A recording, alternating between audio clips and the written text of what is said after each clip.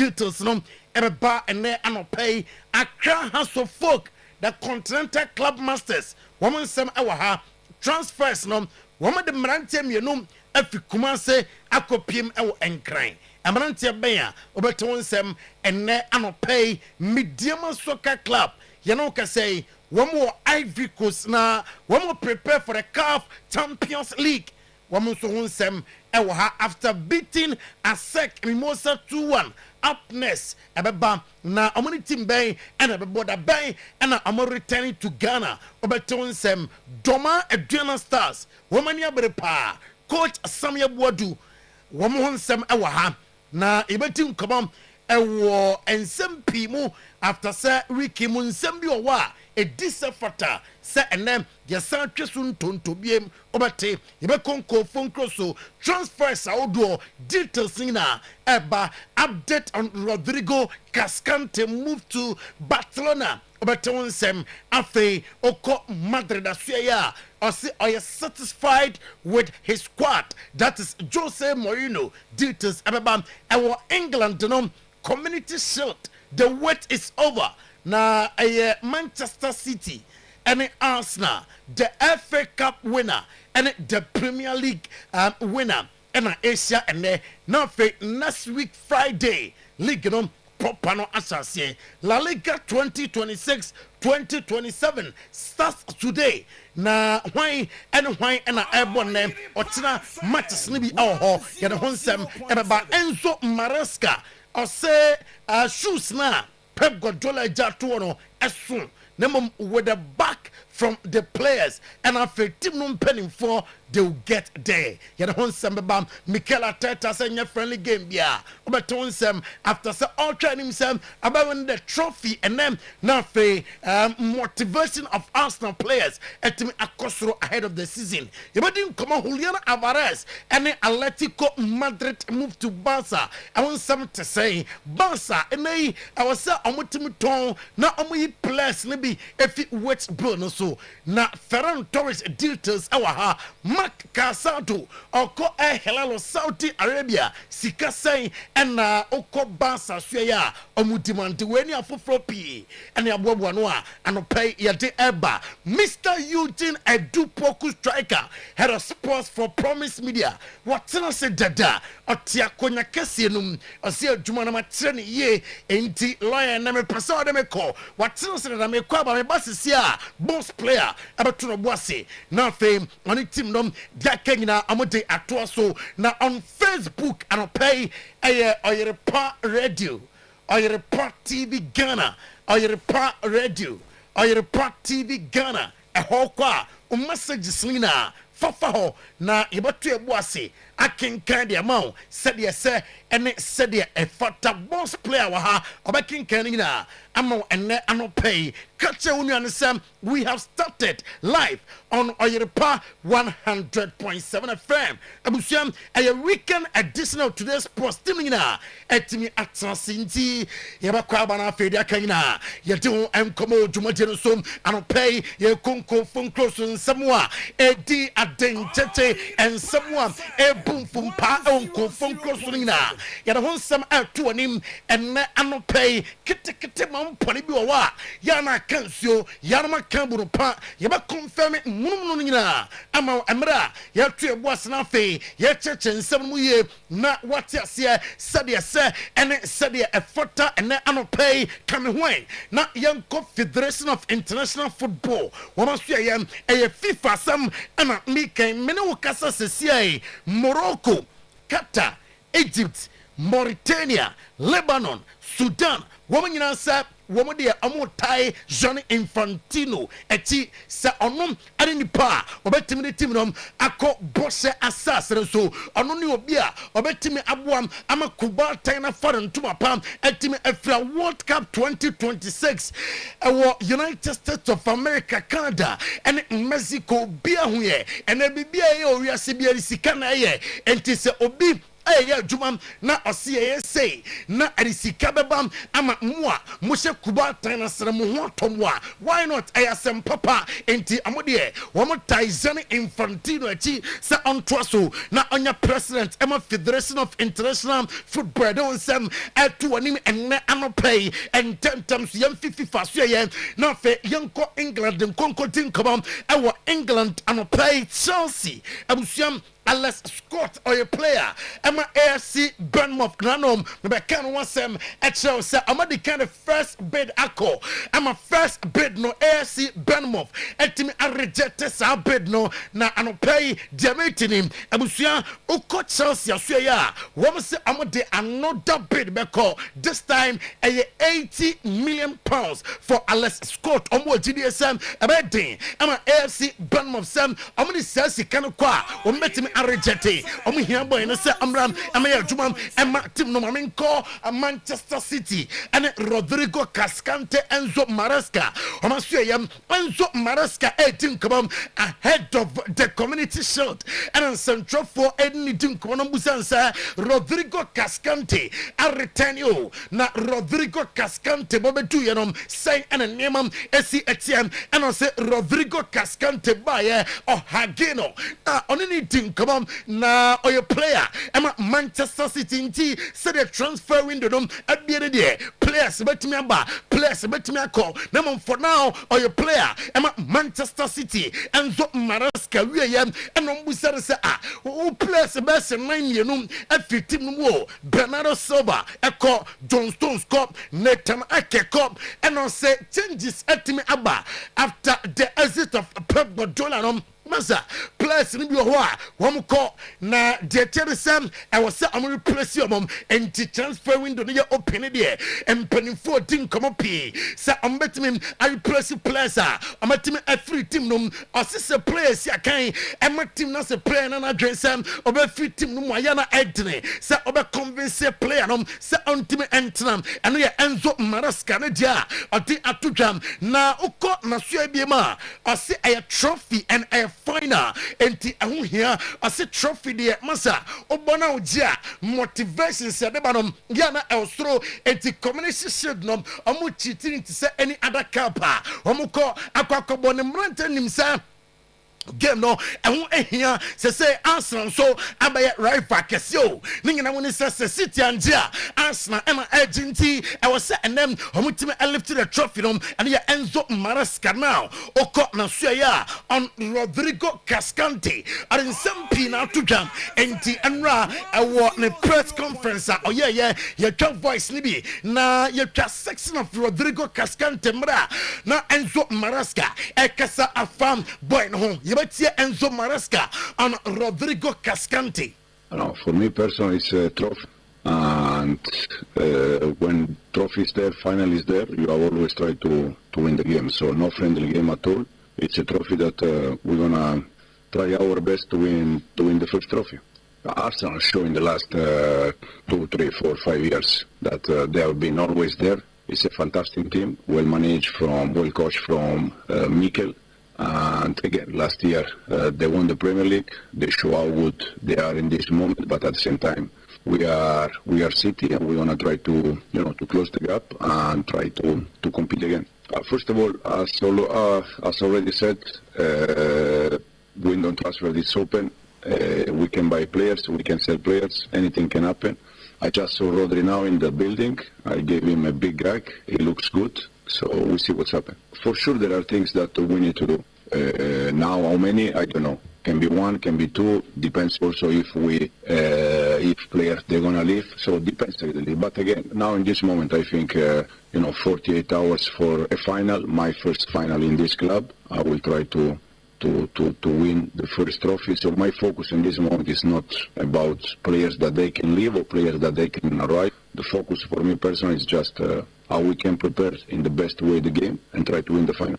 I have to give you the same answer since day one, and will be always the same. It's a player from another club, and I don't think it's correct to speak about other players. In the same time, I don't think it's correct when other clubs they speak about our players. Eno Enzo Maresca manager Emma Manchester City former manager for Chelsea and Oten in Kano Manchester City on Enzo Fernandez on him somebody kind about story no ha amount dada sir I'm the two jam enra sir na enra 5 p.m. UK time.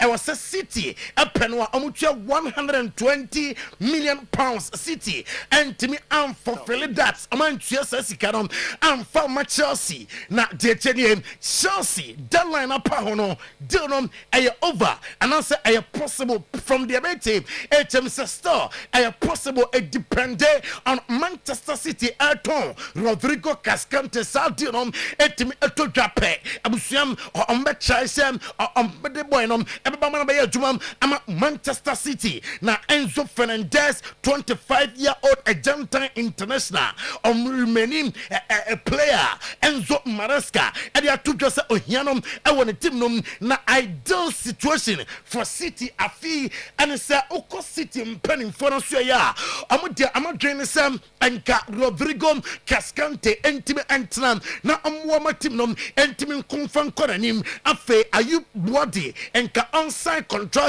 now fe a replacement Emma Tijani Reinders no need for another midfielder now fe and ka amonside a top right winger now Amesha Savino so and I Manchester City Bobo Kodum way a City I'm a plan signing a right winger to replace Savino signing Ayub Wadi to replace Tijani Reinders now for Rodrigo Cascante and so entime entram Mikel Arteta on Enzo Maresca and I say adia Enzo Maresca yeah our Chelsea no be ansem or a good manager ultimate tramba being Kasam or Penino Ebia Pep Guardiola ko unti team na fu ukoki ete afa Enzo Maresca so I say Enzo Maresca days with Chelsea obia huye say on a big guys no boy said you see prepare and said you see a game num enti a gamer a very difficult papa na me boys no nim say game way and here ya start season full from it was say ya start our good note Enzo Maresca ni opposite manager Mikel Arteta dia odia to jam and ya DP M1 pay na Arteta say ya Pep Guardiola ekwedie say any atol line so e sense onom anana oyeti brekese ewo English Premier League no jeje ni adedia and na be rum ba ko bi amanfo krasa wonu apamonom e sense Germany team na washenom anu odene and on say ono no na ni ajepa say oye adwumam under Pep Guardiola ewo Manchester City or say I the best coach in the history of football adena opinion aye ewo wiasenom ontimi phobia and fan compare in terms of coaching na o believe some Enzo Maresca enso nyantetiam afi Pep Guardiola ho enti Pep die legacy wajam ewo English Premier League no ansampo and all konya legacy ketwa Mikel Arteta confirm him say Julien Timber enyanya fully fit yet na ne recovery no Kosuye, Nimakoye, at the man player, or believe so, or a player, they are missing him a lot, and the Emma Arsenal, Bobo Kodum, and to Obiape, and it's Julien Timber, a fully fit before the start of the season, or and I see transfers, I feel no cranisa, I had and I was surprised about transfers now.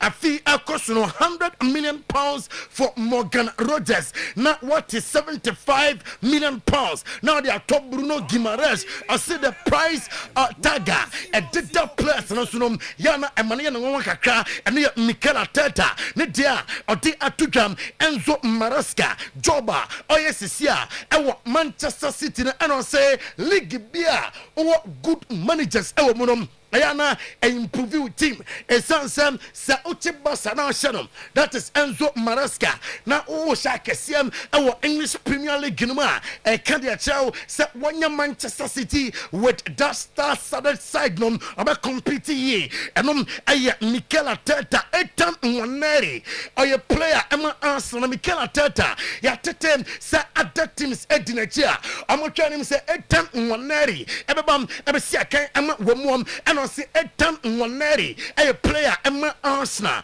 and ano coach ne de ne pe and say player na betenam na fe why adwuma at the amatim no Louis Kelly abusuam reporter ekutamini e likely said that to be that sorry. No sir, Louis Kelly, every Arsenal, Emmanuel Enyong, Nina Monisa, I was Arsenal, Atodom, Amutimi, free, watch Bonaka, no fair, Amunia Sikam, a breaking, every near Jaja, and I likely say offer Biabam, no sir, Arsenal, and the right Affinia, Umbatonum, Amano, every Timuma, Yadahon Sam, to him, and Nano Pemi, Tata, sir, a person or did the community shield. I won't hear no pa, a trophy. Soon here, and I am summer to your transfer business so far for Mikel Arteta and Arsenal Kosei or Chechemu plus MV plus Eba on the transfers Mikel Arteta Chechemu say community shield no so or can once a Mikel Arteta. I'm Julian Timber and William Saliba. Julian is progressing really well. He's on the pitch. We are ramping up now certain actions and especially the volume and the load. And I think he's in a good trajectory, but there's still a few weeks to go. And Willie, as we all know, it's a long-term injury.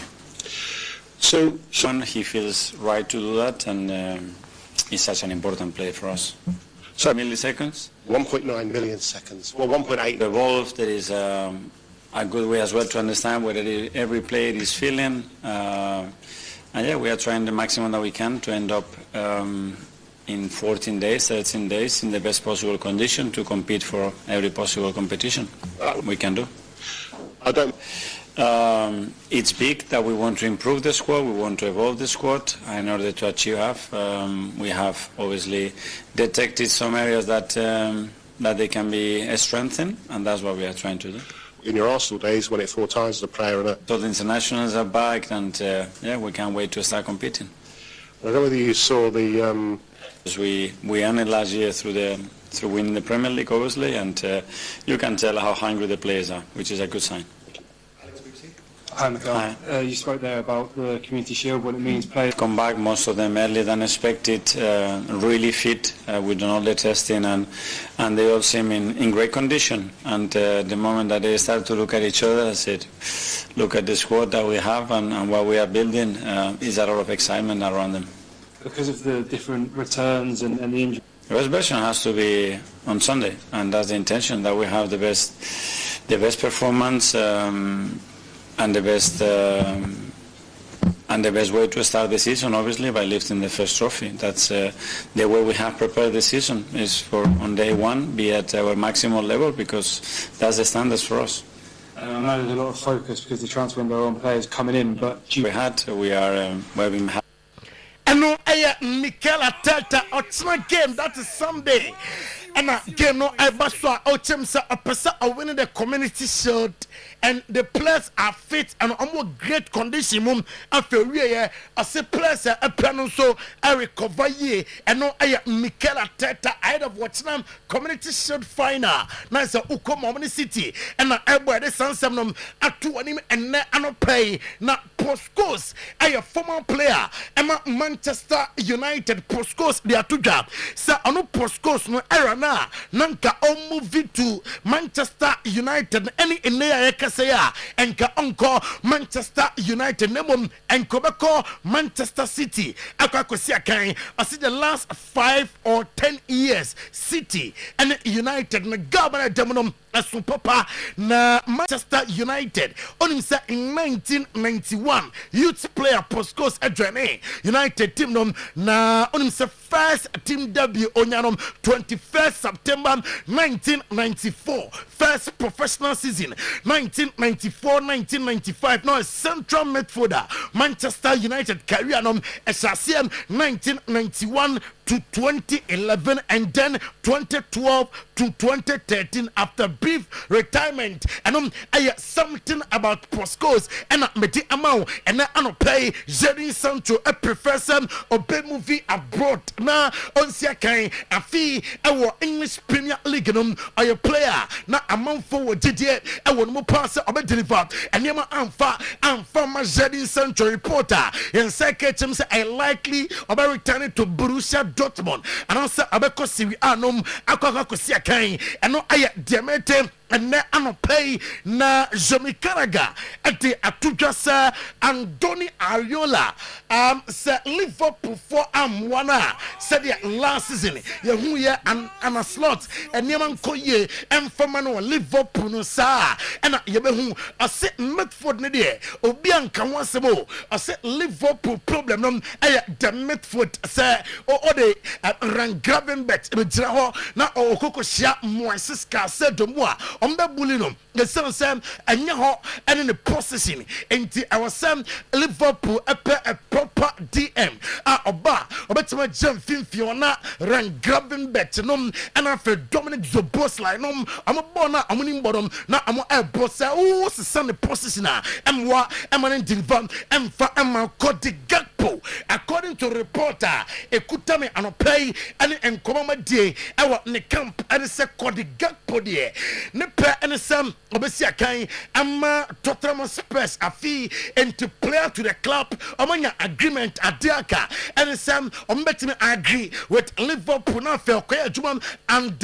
Roberto Di Zerbi na se that be awote se Liverpool ewie Bradley Bakola pe sadidom ambe sanction amana koya juma ama Tottenham Spurs yada won sam to anim enne anopay Yoli Tillemans a player ema Manchester United last season oboye ema Aston Villa na odia tukam ose sebe enye nyansa sem se wo Marcus Rashford ewo timu na ose ujai Marcus Rashford ema no akom fi se Rashford da de kakra ocheye ewo FC Barcelona last season exesem owo a lot ema Manchester United afi Michael Carrick adia tukam sasha me a fan of Manchester United enti so be pesa Manchester United winning trophies on pen chame yes she team no and you believe the choir your first we last season you believe some you have started same 2026 2027 and Yoli Tillemans no Andre Santos the dream woman na wa o believe some on betimi aboa amanema koye ama Manchester United or their two jam say transfer window no open and your place bia on bebam abeka Manchester United team no Michael Carrick dia no Michael Carrick anwa ni interview oye no okasaye efa Marcus Rashford United return no afa Kobe Manu World Cup niam fa amano Kobe Manu future ewo United to say ochemu say yentie Michael Carrick. For us, we're delighted with the players we've brought in first and foremost. I think we've improved the group, we've improved the squad in different ways, balance, quality and the direction we want to go in. So the players that we've brought in, I think we've done really good business and we've got really some top players. So we're delighted with that. We always want to improve. We want more, we need more. We keep looking to how we can do that. So that never stops. We're conscious. Listen, it's a fantastic position to be in. It's a really privileged position, and I fully understand what it is, what it brings. There's the football side, there's the tactical, there's the training, there's the putting the team together, and then there's the whole other side of like you say, being the face of it, leading it, and trying to set the right messages and the right behaviours and the right tone, and what we want to look like as a football club, and what we have looked like as a football club, and what we believe in as a football club, and the supporters and. I love the position that I'm in. I really enjoy that side of things, and like last night, for instance, I never take anything that this position and this football club brings for granted. And driving to the stadium last night, seeing that last night, it felt a bit of an occasion, and it really showcased in some ways the support and what we are as a football club. So to be at the top of that and leading us into new territory again last night with that of the first club game, we keep. No, Michael Carrick, manager, Emma Manchester United, Ninsama, Odia Tuja, and on pay, Yatibi air to an I will Jumadian so live on Oyerepa 100.7 FM, live on Oyerepa TV, a weekends edition of today's sports, and Yaron Sam Esumo, and I pay, and 10 times to Yakuba. Minte, Obaya out for 2 to 3 months. On Siakai, Emma Brighton, Bobokorum, and the letters are Mete Emma, na Victor James Osimhen Enra Obekaya me confirm ye Emma say and Komano Gusua Ekoso on name club will be submitted 101 million euros ekoi na Galatasaray Sport Club abusuam am rejected bid no Enra on say about 2 goals and my Galatasaray ne mom am game no here 2-2 the yate HM say Tottenham Spurs epese am offer 5 players for Victor James Osimhen. Tottenham Spurs fisem sa amunya Victor James Osimhen na olidi amatak na o team sa amutime James English Premier League money ya o de team nom na betime aka ho na Stamford Bridge e betime hosti the Champions League in 2026-2027 me kan sa no we busam say aloya na sa Chelsea and qualify for Champions League and Chelsea and album ho onim say Ukraine giant sector Donetsk one stadium see akan Donbas Arena na onim say due to issues Ukraine inti the stadium is banned the team HM say amuni Chelsea kasa say afi amopesa amuyusum West London venue no na fe amu temporary home for Europe Premier Club competition and your reporter Eka Mensa and Anopay Joe Pahinha Aston Villa and Benfica are 2 teams the Kutamem HM Sam Joe Pahinha woman Sam ebetim akanona fe obaya jumam ama womo Liverpool abusuam yasem komona twentwan so kakra ningina mo ne sa omutua 145 million pounds for Bradley Bacola enom chem se sikanom na osododo entibea Liverpool and he yebasha baby from our tibu no som Gabriel Martinelli ebeto jam sa uko Galatasaray Sport Club amasua ya womu tinkabam sa Gabriel Martinelli omunsam ebekano afi Arsenal de afi ne entourage na sua yem eba anopay HM sa Gabriel onya na adwen sa obesia kan ewo Galatasaray Sport Club and your reporter eka mensa anopay Chelsea co-owner Mark Walter reportedly yase opesa offload to ni Chelsea Chelsea bobo konum or 12.8% in the blue co of percent ni Chelsea otimi atom and your reporter ekutame anopay Mihailo Mudryk on his ban a Chelsea player and I say I said na oya preseason best 18 months na oya preseason na joko nom anya sam ketwa na mom sa bama ohwasia na nya wiya no he's back and he's going to fight and aya Mihailo Mudryk nensema oti etudam and na anopay we have completely different qualities and no aya Morgan Rogers of Chelsea Morgan Rogers and Chelsea over Chelsea qualities no adoso and different qualities Morgan Rogers but have you almost got to take it back a step and say this is the life I wanted. This is the life I wanted. This is the dream. Like as a kid to do these things, to even like playing Champ Manager or Football Manager or FIFA or whatever, to be the guy. I want to be in those conversations. Sometimes on the good end of it, sometimes on the bad end of it. But if I'm in them conversations, I'm doing something right. And this summer I was getting into that, and I was getting a taste for it of what it feels like. And I know I've got a lot more to come. And I like that pressure of it being on me to. I've got the keys to decide how I'm spoken about in those conversations, and that's all I ask is that if I've got the kind of say in what happens and what comes next, then I'll be confident in myself to be on the right end of it. Did it take time for you to develop that confidence? Was it there straight away? Because just listening or watching back sort of other interviews you've done, it's almost like, you know, people talk about like a good arrogance. Yeah. It's almost like that was something you had to work on, and maybe you gained that in your journey through the Football League at Lincoln and Bournemouth and Blackpool. So I had it growing up, being at West Brom for so long and kind of being comfortable in the environment. I struggled every time I moved. That initial week, month, it took me a while to get into integrate. I always wanted to defer to other players and kind of make relationships and kind of make them feel good and play, and you forget to focus on yourself and you forget your own confidence when it's time for you to shine and you're not quite feeling at it. That's where I struggled, and it is something I had to learn, had to develop and get better at, and if I wanted to get where I wanted to get to, I needed to. And yeah, over time and the experiences I've had and conversations with family members, with close friends and whatnot, you try and build it as best as you can. I don't still think it's perfect, but I'm on the right way of trying to be more expressive from the start.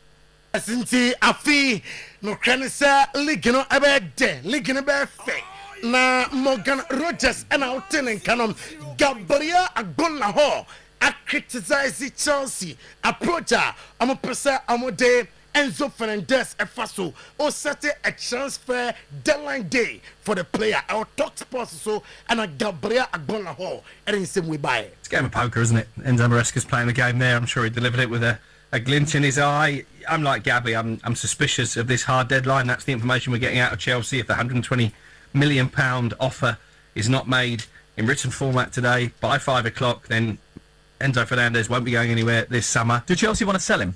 I think the fact they put a price on his head tells you they're open to selling him. Otherwise, it'd just be a flat refusal, wouldn't it? I don't like the fact that you're giving them an ultimatum today when there's still over 2 weeks left in the transfer window. If I'm Manchester City, we'll do it in our own time.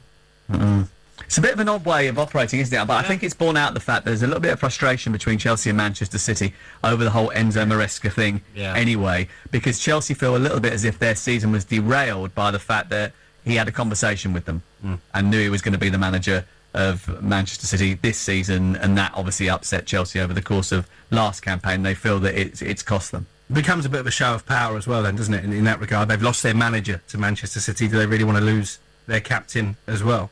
Well, their vice captain, yeah. He's public enemy number one as well, isn't he?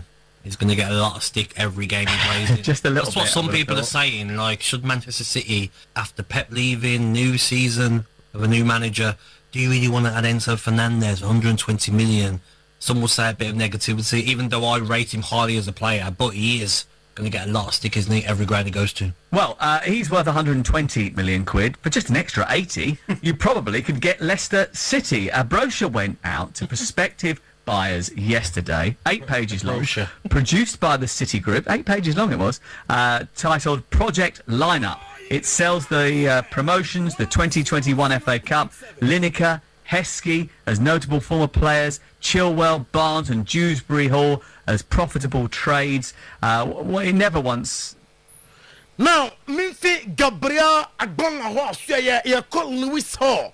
Na kate na dia teachem sa Lewis Hall what tender in transfer request sa opese of Newcastle United emma no report sa boy no epese osia kan emma Manchester United amonso akasa da bi yantimin ton Sandro Tonali na yanton Bruno Guimaraes na yansan ton Lewis Hall faranka ho eba say ya say team no na mom no yase boy na epese omobi to Manchester United yanko Liverpool Fenway Sports Group no omasue na Nabaka Highway Sports no so and me catch was Cesaria Fenway Sports Group no openi bi afena Ahmed Hatia 1992 holding consortium around 1.93 billion euros. One abe new vice chairman for the club. Ninga mo say what a stake in the club.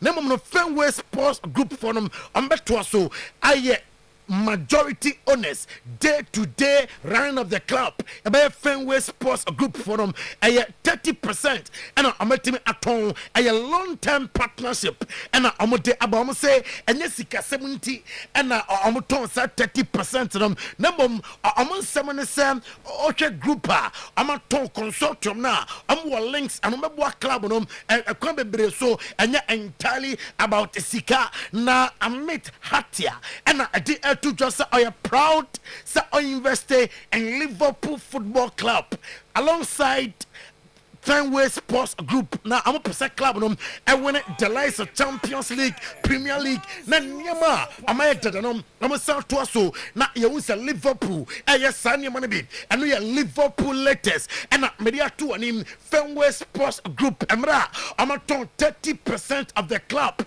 shares and I'm a Jamal I will do my so live on Oyerepa 100.7 FM live on Oyerepa TV and I'll pay a weekends additional today's post and yɛde nkɔmmɔ cross nsɛm kyɛfɛ wom ɛna mede ɛma wɔ live on Facebook Oyerepa radio kɔso sɛsi a na sɛ show no na comment me ba boss prayer bɛto no boase akenkan ne nyinaa ama sɛdeɛ sɛ ɛne sɛdeɛ ɛfɔta nano pay detenie mame nkɔ fixtures a weekend yi ɛbɛtumi atodwa nom na onim sɛ community shield ɛtodwa nyankopɔn bo a wɔkyena game no ɛyɛ Cardiff Municipality Stadium nomiensa Arsenal and Manchester City and Arabom na weekend ocha ayonkufa kensia udua awona yanka the notable ones nom and then Borussia Mönchengladbach and Aston Villa Arabom 2:30 p.m. Brentford and Eintracht Frankfurt about 3 p.m.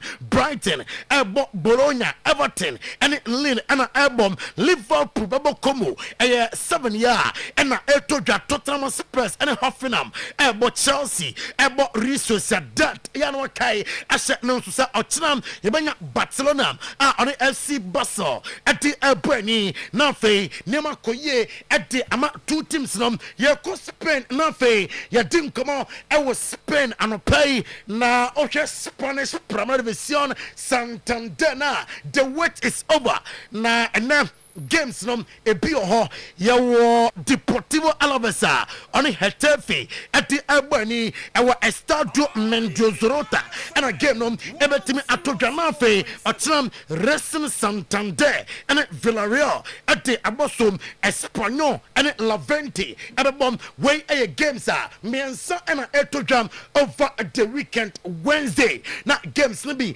atimi atwaso Julian Alvarez ne camp I request immediate meeting with Chief Executive Officer Emma Atletico Madrid Miguel Angel Gil Marin. I'm gonna say I will see a team come on. Nafe ya twa boy in a dating it has said mujainum amanako and I say outnam na amachem say anya no kreda sir Julian Alvarez and Atletico Madrid ni teammate nom edim koma catchom say or mistake during the World Cup sir opposite of club no chem sam no krabia any sansem nom sir one ni teammate edim koma na report any nhwema maye chem say Julian Alvarez no ono on Philly Diego Pablo Simeone said Diego Pablo Simeone bonum masa on pet report HM Samon for Soria and Julian Alvarez goes to saying and also in the season and also bona yebono and your boy must goes baby person me ko baby said your me bonum ama me Julian Alvarez measure goes ni baby onim say in 2024 na August 12 and office city etimi adwane club nom na the contractor on Atletico Madrid one e bona we 2030 2024 2025 29 goals in all competitions onim sam 17 La Liga goals and Onyaye and 5 Copa del Rey goals 7 Champions League goals and Onyaye in 2024 2025 2025 2026 20 goals 8 La Liga goals 2 Copa del Rey goals and 10 Champions League goals in total for Atletico Madrid through 2025 2026 49 goals and Julian Alvarez asem at the amatim nom ayanwa kai asem non sum na obekaya enwa e today's sports so me catch us Barca edomani bako at Sporting Lisbon that be as Julian Alvarez dinom entimi amasua wombefa Luis Suarez na Demetinier boy personally report HM say onya na adwen say samayi obe movie and a Sporting Lisbon so enya omadwen say amoton irrespective sam our release clause nina 80 million euros release clause and then so na so amuchem say onko ba bia obetra na for to so ayaduma amatim no update and lectures on Ferran Torres see Ferran Torres Paris Saint-Germain 18 come on Sir Amonsam Ebekano. Na yakasa sesi agreement entimi entodwa Paris Saint-Germain agreement no uko PM report HM say sikasam ene add-ons bi ewo mu no na say uko PM and onsem ewo ho meka onsem achel Barca eventually accepted 48.5 million euros considering the transfer fee and salary near the FFP benefits beboa am Barca etimi akon ede akomanim Pedri are returning to training and Pedri in some say team no amani so no in 2026-2027 and some on the Champions League you know and here mo pa and no person one aje na Frankie De Jong say on the Barca any issues bia say the man for chem say mo kan ton montam masa niam nko ye ni agade say on the team ni issues bia e plan aba oya fitter abeto so sia kan am team no yanko Jose Mourinho so ye na report ni waka ate ache Florentino Perez say me the 3 center backs and a eco season ohwemwa na say eda Militao anya fit yet enti Ibrahima Konate din house nom and afa Ibrahima Konate bejem Rudiger nom and odomo eco yes so requested for another defender na Jayati James surprisingly what say Madrid afa Emerick Laporta and maninyo yes amuko Bilbao abu said the availability of the boy and amuguswa homo 18 come on Jose Mourinho say are you happy with the attitude of the players our training and our camp the omoyanom nani etimi aso papa Kylian Mbappe or say no krenye afi our say Madrid I win trophies and Oshabom say afi they'll fight and win trophies John Terry say opobi am pempe wa am Madrid ajinkru man oh believe said this is the time and Jose and bayam at the Madrid bokorum na top action I say Madrid onim say top action ya make kana semi or your former academy director Emma Yan Diamant de Mrokosia kan Emma DME na jetenye ukomo say onim jidie sa o hwem Madrid fans na homope Vinicius Junior sempa amomfa Vinicius Junior niagro nambom they will love Yan Diamant de mo osimo de montwen na season nhyase mo be do Yan Diamant de papa momfa niagro and your reporter if you are etodam and anope maminko Italy from Spain na menya juma kakram ewo Italy I want to pay on Facebook Oyerepa Radio Oyerepa TV Ghana Oyerepa Radio Oyerepa TV Ghana on Facebook now Ruben Amorim then secondly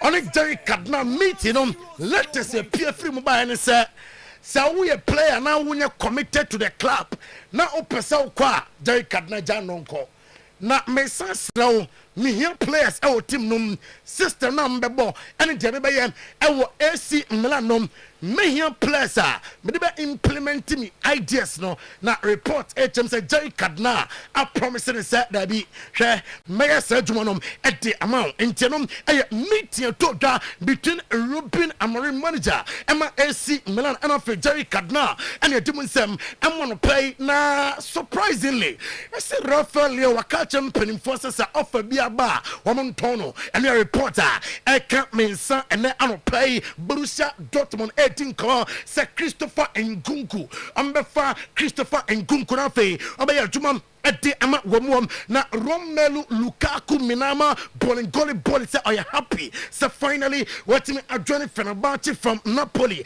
and what he oko and some fufroma na Bruno Fernandes and common Enra and a Chelsea highway sports committee home ama kakasa opinionum sanka Ruben Amorim nyanwa and kope na omabusa ama report James United afi party amunya madwen sa ambeton Bruno Fernandes amana free team num and the reporter I can't mensa and anope come form at team come with Chelsea say here Liam Delap mudie samum pa munja Liam Delap mu na amesia kan emfa ema team no oya striker bia as oba Chelsea no pressure kakra e wono so enti on team divide ye nyanwa yo tide say abeboa yakobo Champions League be hianom and the reporter I can't yansa and anope Leandro Parades ɔse ɔpesa ɔtenam Boca Juniors for now offers out duaba ɛne nano kra me catch us Milan form ɔpesa nkɔmɔ ɔmode ne ba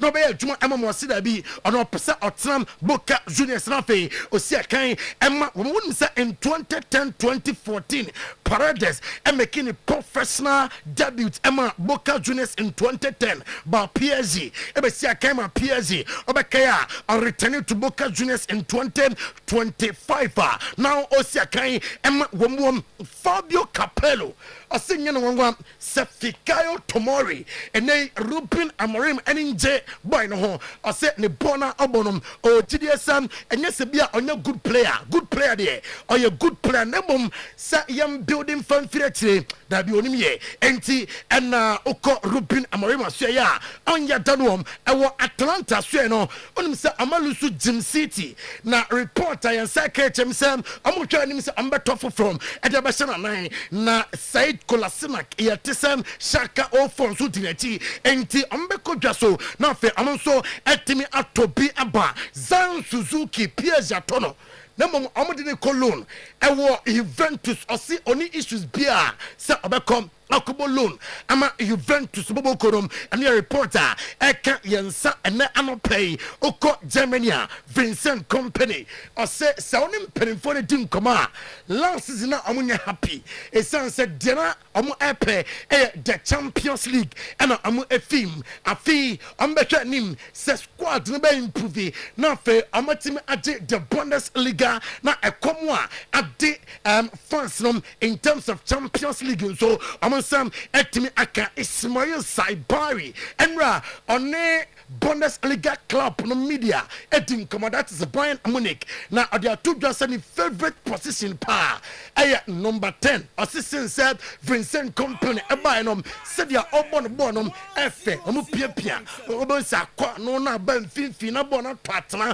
o tidie se obeka ho no beboam ama team nom etimi age nkruwa odo and ya Ismail Saibari ni sema oti etuja Max Ebelsa omunim players womukuta and afia omurom believe some ebefa ama team no Borussia Dortmund edin come on with Barca say Hector Fortnum womunya no a womu epe omu pese omu sign boy no Ismail Saibari in the first press conference of Bayern yentina afia yemfansem no mfansi position is at 10 like everyone knows but like Max said and also Vinny said to me I can play in different positions so it doesn't matter and eventually in the game you switch so much around that you end up in a left position or right position, deeper position so it doesn't matter actually.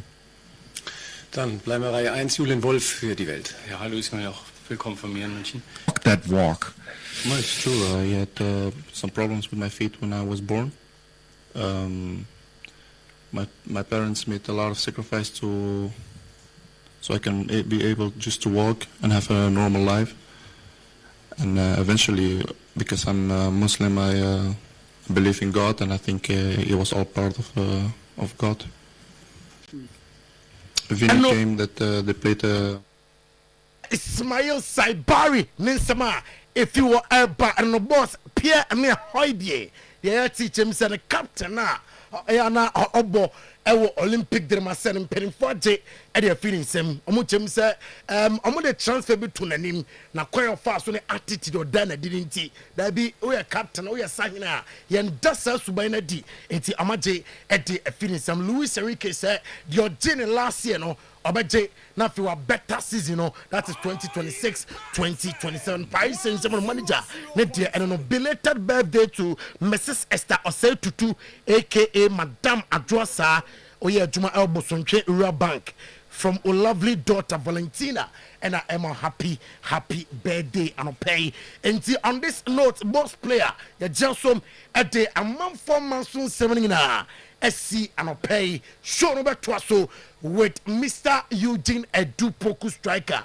head of sports for Promise Media. On the Ebut team num and the Kenya Twaso and pay boss player. Good morning. Baba Biaboko. Okay, what boy Juma what to ja and pay 50 minutes non-stop and wakasasa why are they okay Enti highways weekend edition of today's sports air to us the baba no my highway na manaka mo. Say ade bia wo ye no. Enra na me story na meka anopay. Ti mi wie no pedi be kem say me nka say me blame you because anopay bia na aba. Nti na anopa na ka. Na ka ho.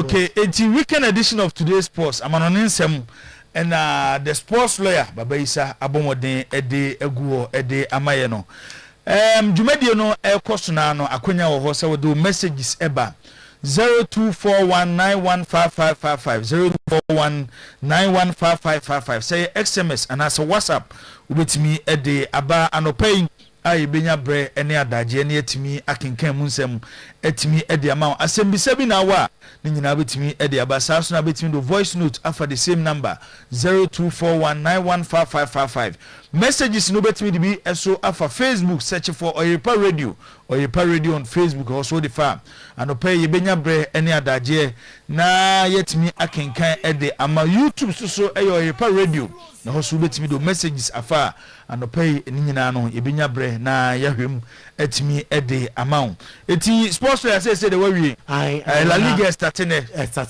okay La Liga starting Barca ne ayimo Barca ne madu nyina mo games over the weekend Atletico so mo okay enti La Liga start first game of the season 2026-2027 season no ebe koso abra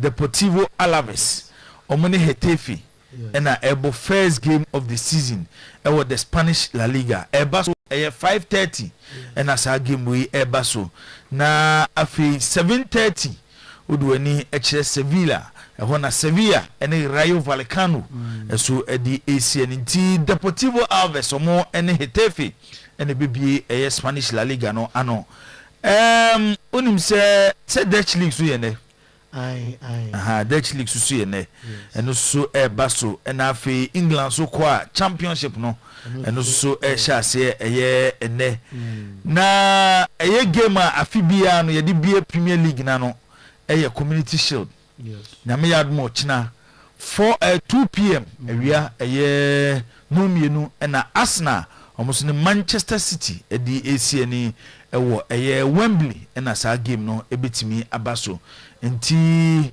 de eno so ewo ho no nanim say na so friendly game bi baso Poland Manchester United ni AC Milan Ruben Amorim na okushia the former team Manchester United na no pay me yonko Milan ni bi ababa owo amanone send me message bi na minim de obeka ede afa ho o say dear AC Milan fans, this is a heartfelt letter from a Manchester fan to you about your new coach Ruben Amorim.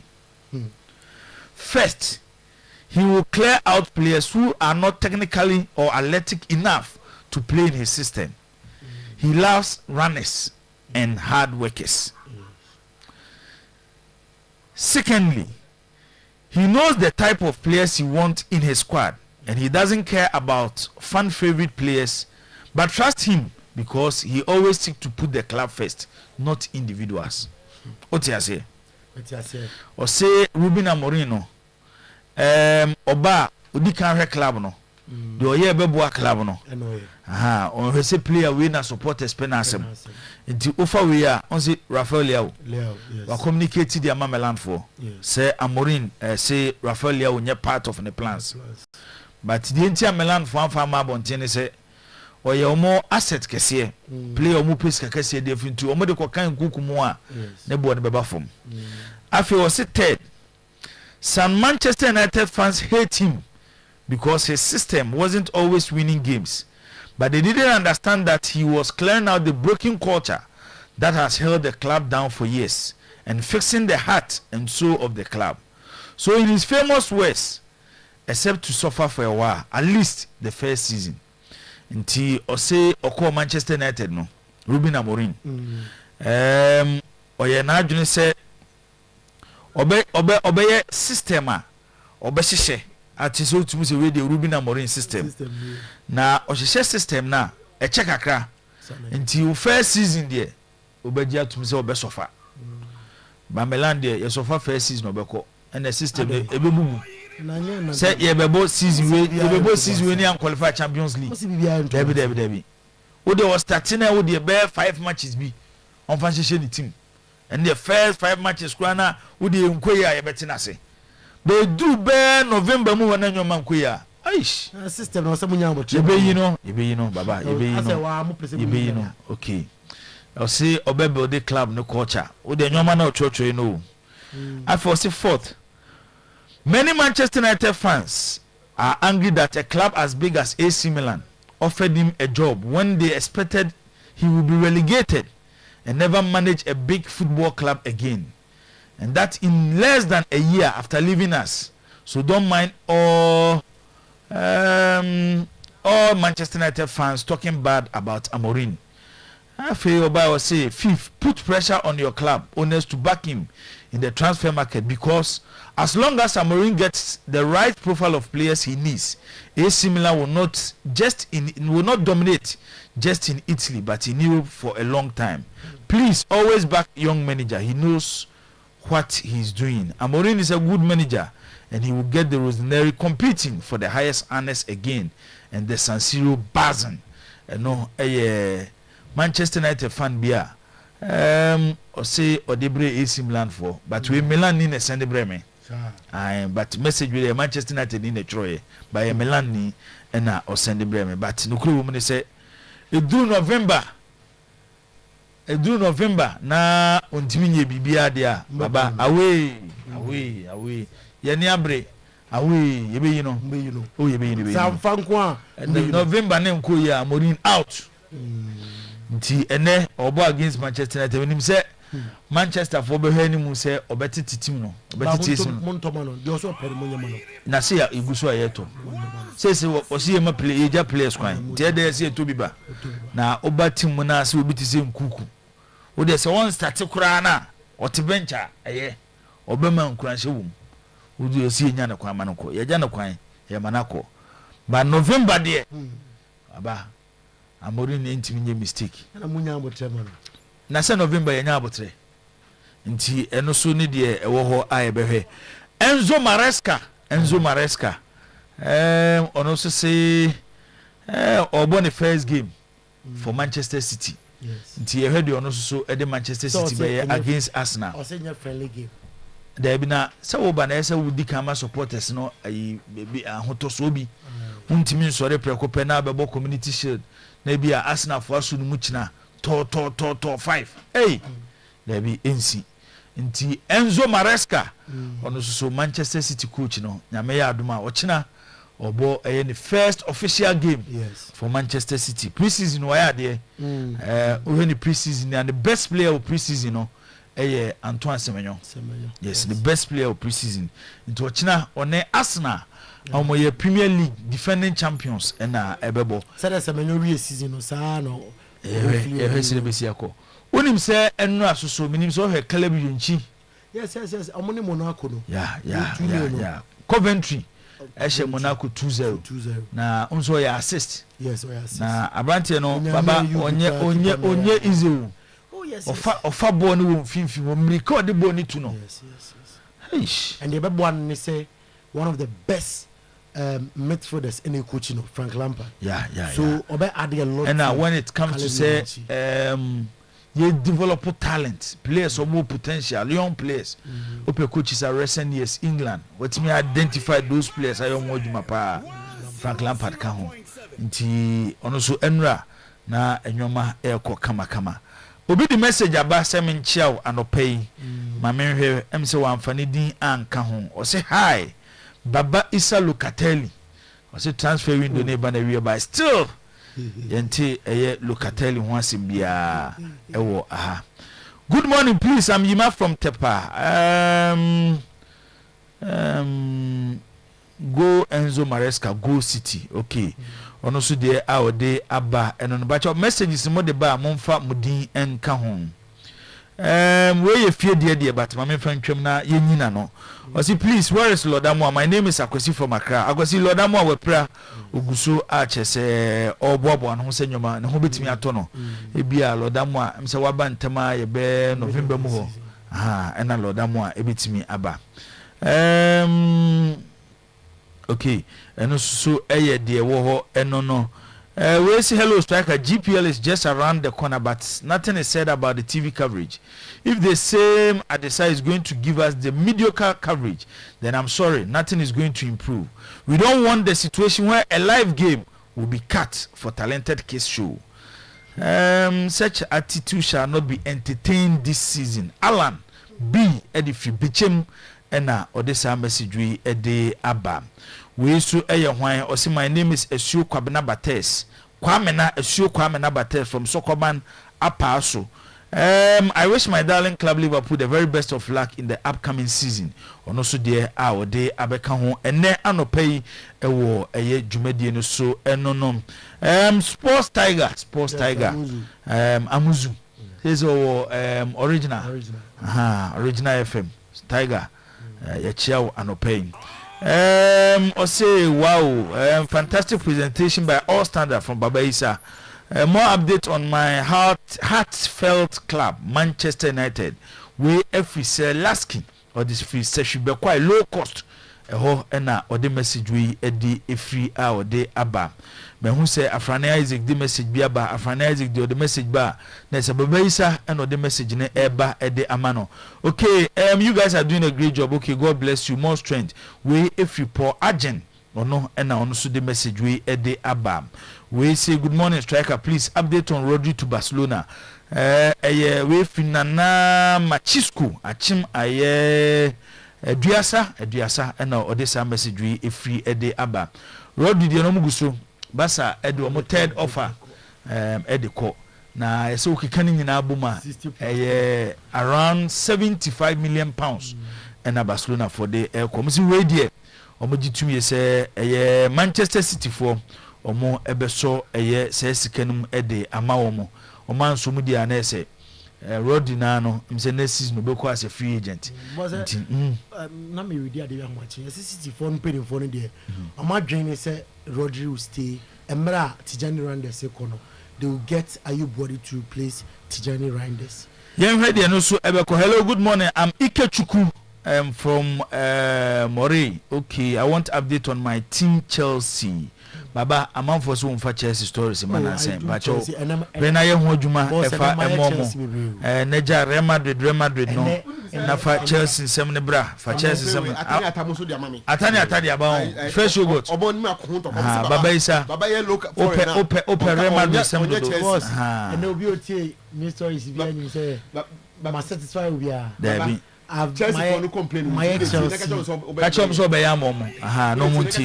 I'm Daniel from Winneba. I think Manchester City is going to win the Community Shield. Simple.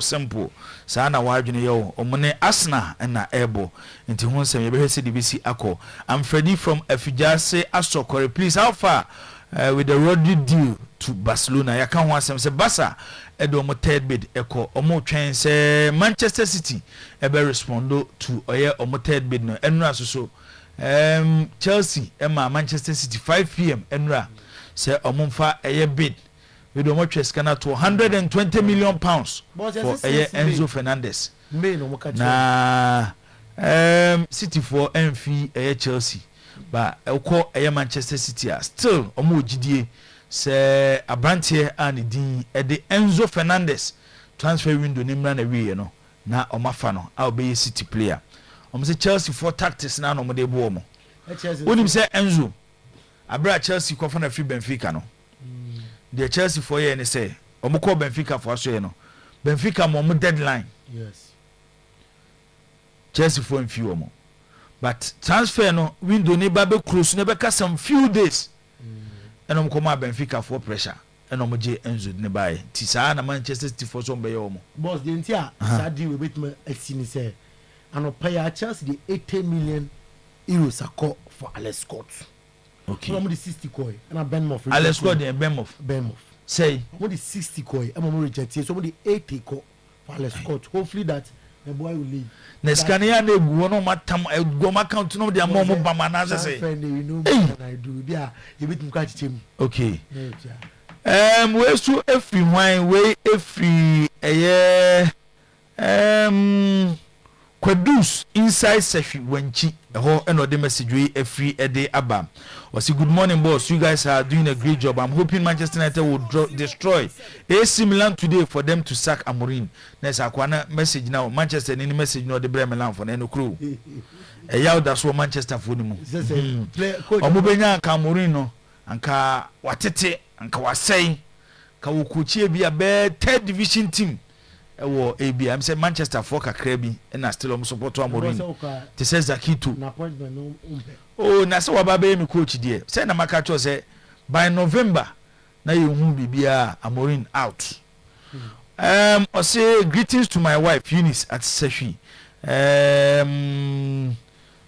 Okay, I know you Kwadus or no and this message we buy.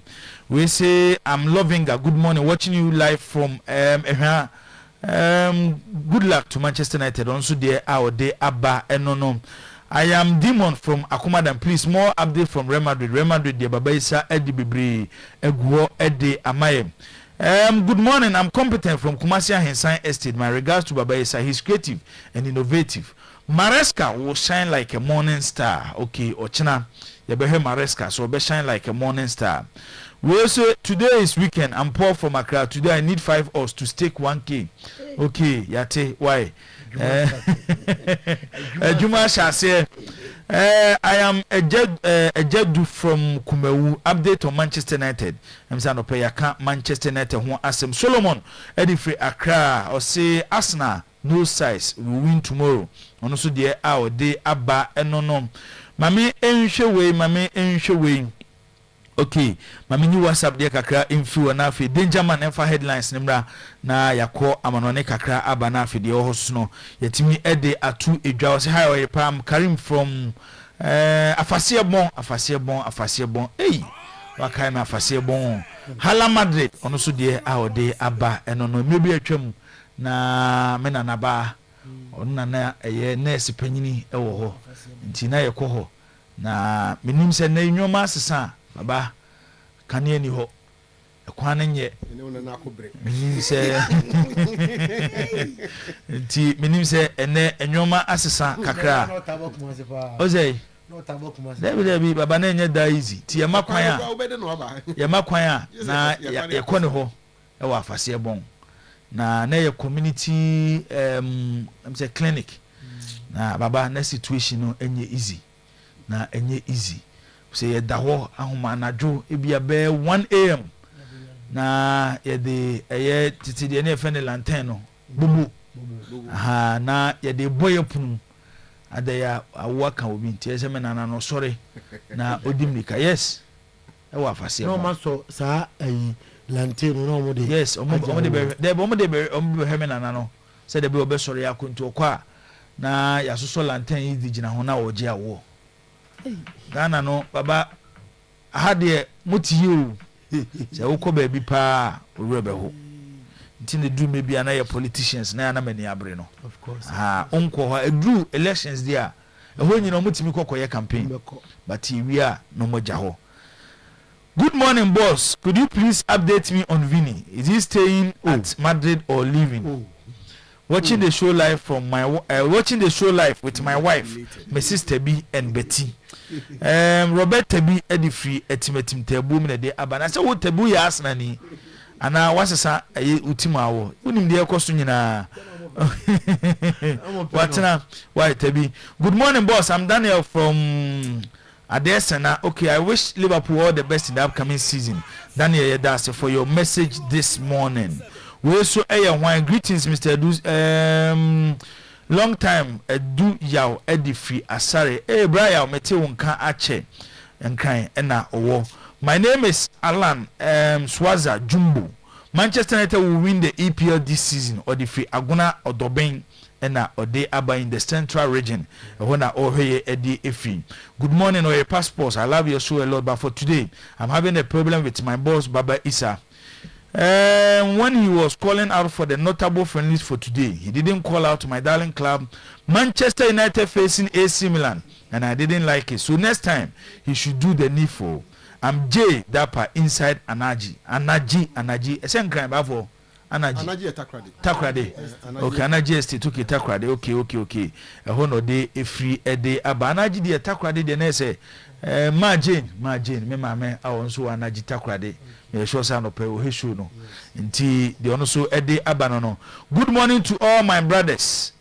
In Barcelona WhatsApp group, I have your passports. Barcelona WhatsApp group for Omuti to watch your platform.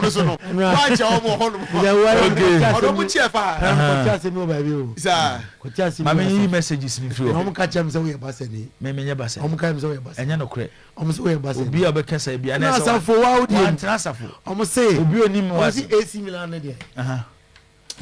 Enya no kure obi no hoye AC Milan ni a no support Barca and no be support AC Milan debi baba any hoye AC Milan obi o ka kire no ka je so boa because AC Milan no support wo ye titini o obi ka kire say ye be she Madrid na obi so ye be she Madrid Barca be she Madrid o ka she away me baba teams bi enu na me support was asisi so teams bi enu Kotoko first, AC Milan second.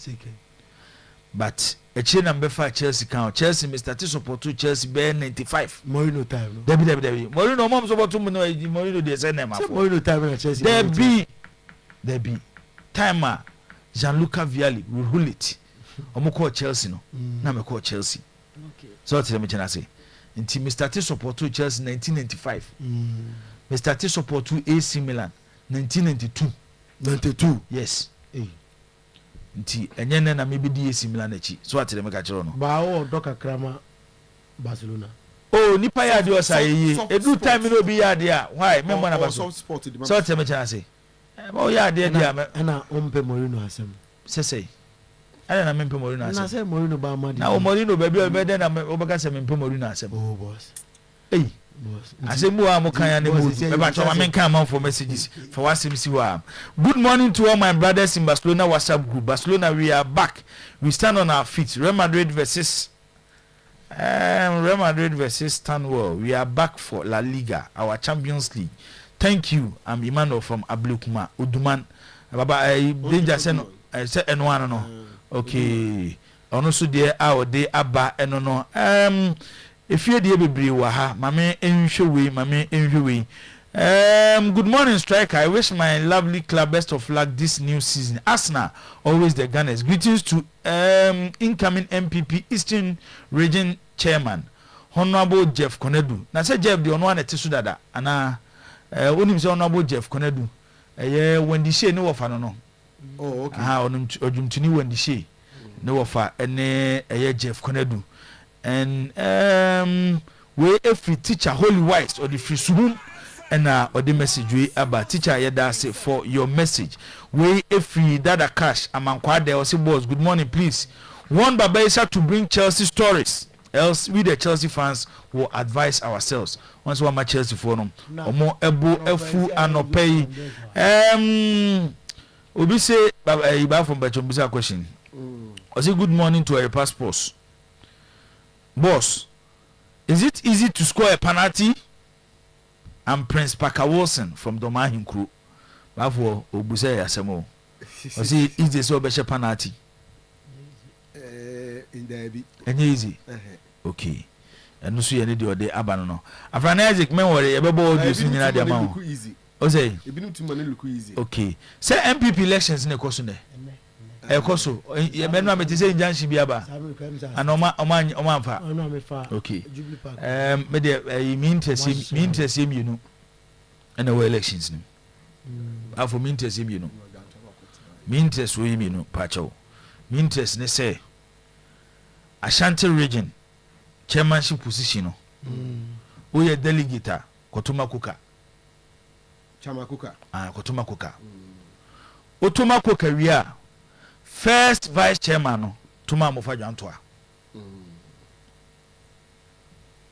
MPP no men ko hwe obi a wo hyehyɛ akire na be a creating problem. MPP interest first. Kuka for Ashanti region chairman. First vice chairman Amofa Jantoa. Utu we mi no abesi MPP for Ashanti region. Eno ane de no. Danger my messages ni dawson. Facebook de wa ha sa so na YouTube de so wa ha. WhatsApp so bebre na na wo yen kan wo de benya bre na kan e de amount. It is sports where boss. Mami enya wo kwan na. Senegal strike biaba. Senegal. Koto. Bacho na maintain. Yes, Vicine FC right back. Bacho maintain. And yes, Agadas also training. Agadas dey minim, but they okay can dey maintain. Nti ebia. Vicine right back. Ma memma wadwuma na kohwe ma me. Vicine right back. Messi maintain. Na Senegal strike na. Eno so maintain. Na Brazil broni na. Eno so maintain bibia sa. Nti ebia wona obeboa na odi ni nyina ede aba why. Okay. Nti danger. Yemfa headlines ne kakre na afi yemkofa eye kanjemfo nkomo no. Na yiwia na yaba bibi ensenu. Danger. Ebia ne wan hwe headline e de ko bi befam. One head could be film. Okay, any problem. And yes, Edman who is here. Maminti way. Any Mamin funny say. Na okay, Mamin fine free a friend say, I bon, Peona book of fee, I Adam's picture, Mammy Sia. Mammy Sia. Now I pay the Akanos, the amount that no. Black Queen's letter. Angus sports minister. All national teams management committees will be dissolved in the coming days.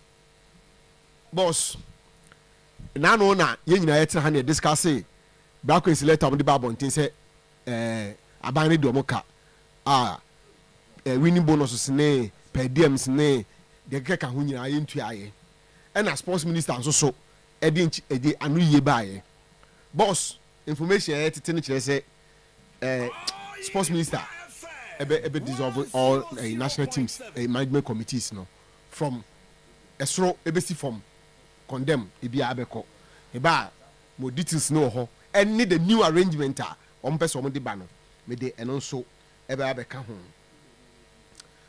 Otto Addo's lawyer sent final warning to GFA. Pay me or you meet me at FIFA. Enti eno so e wo ho no mo a eno so ye de beba. Ghana Football Association find themselves in a dilemma. How are they going to convince Honorable Kofi Adams to accept bon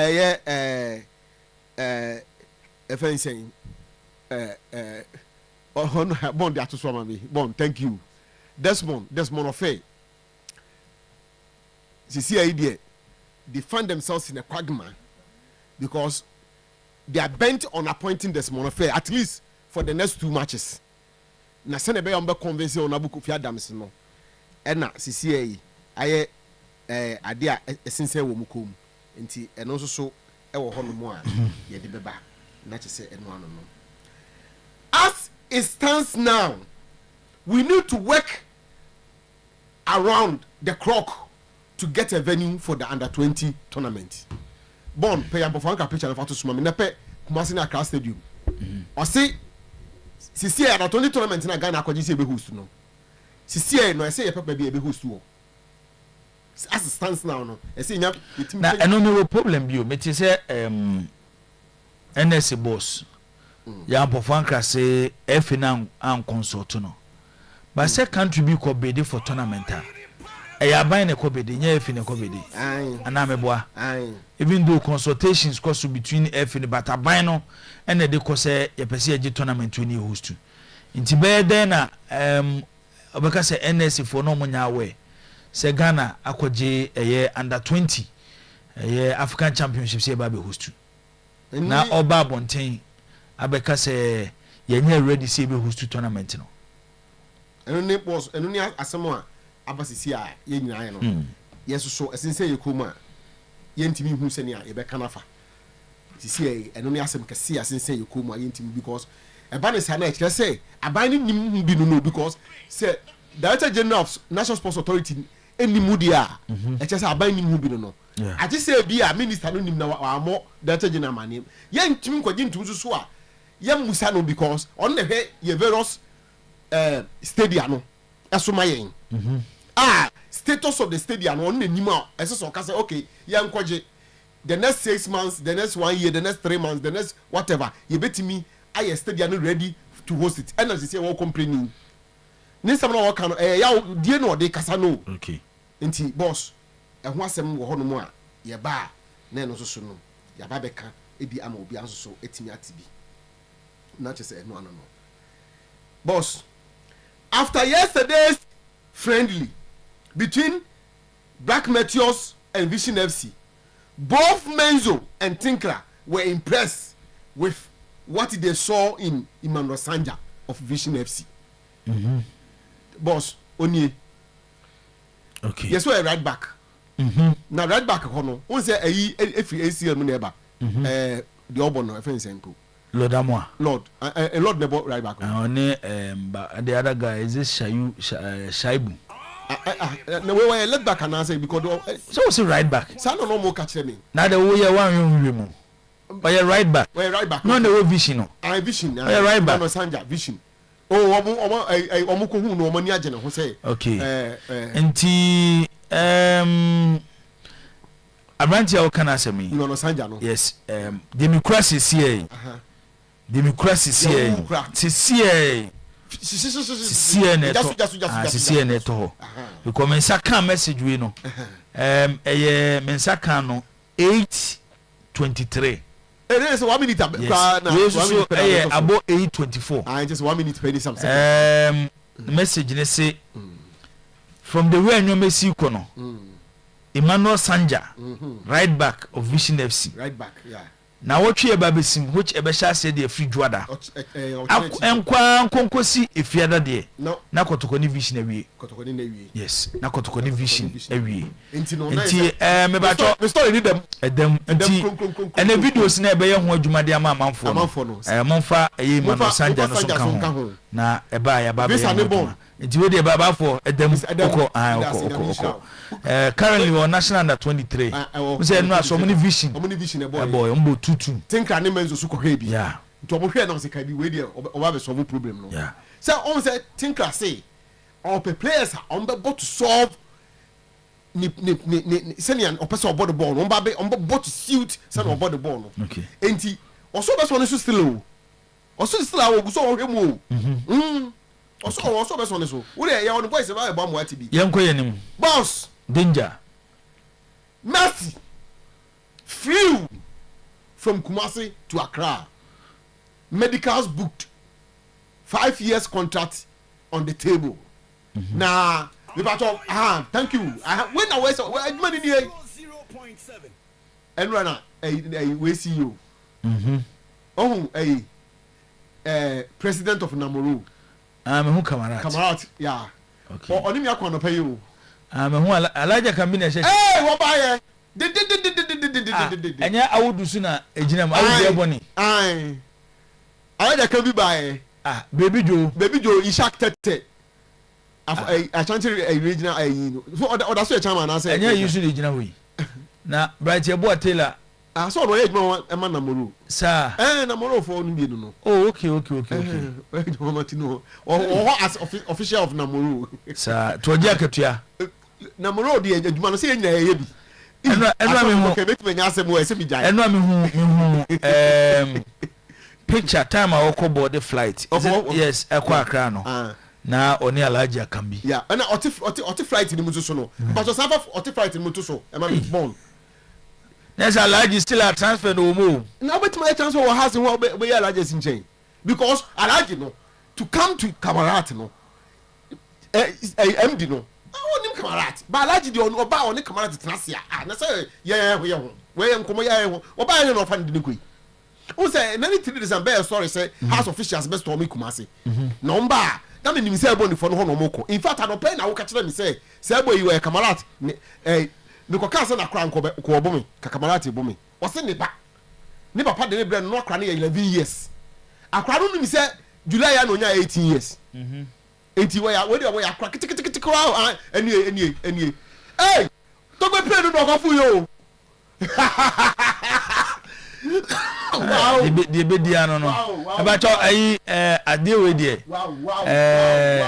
Francis appear UK my own Francis appear sadi wa mama won ne won ho ti samaye se mehwe na the Francis here sponsor na se bia fa na se mo nkwe because we better be kwama de na ka se bia na se mo enti no boss ena da so no Messi balandi wa kra Messi alande yesu wo twa wadere omuso woni bo pa ye ka se de pa ka asemo a we good player na how supporters no omuso business na house for mpeni for ne omo bo so abanti on se ayila enene na watch pepe kotoko ne ebony ewo alignment so for that na obobi ma ebony so ebony or loan from Namoro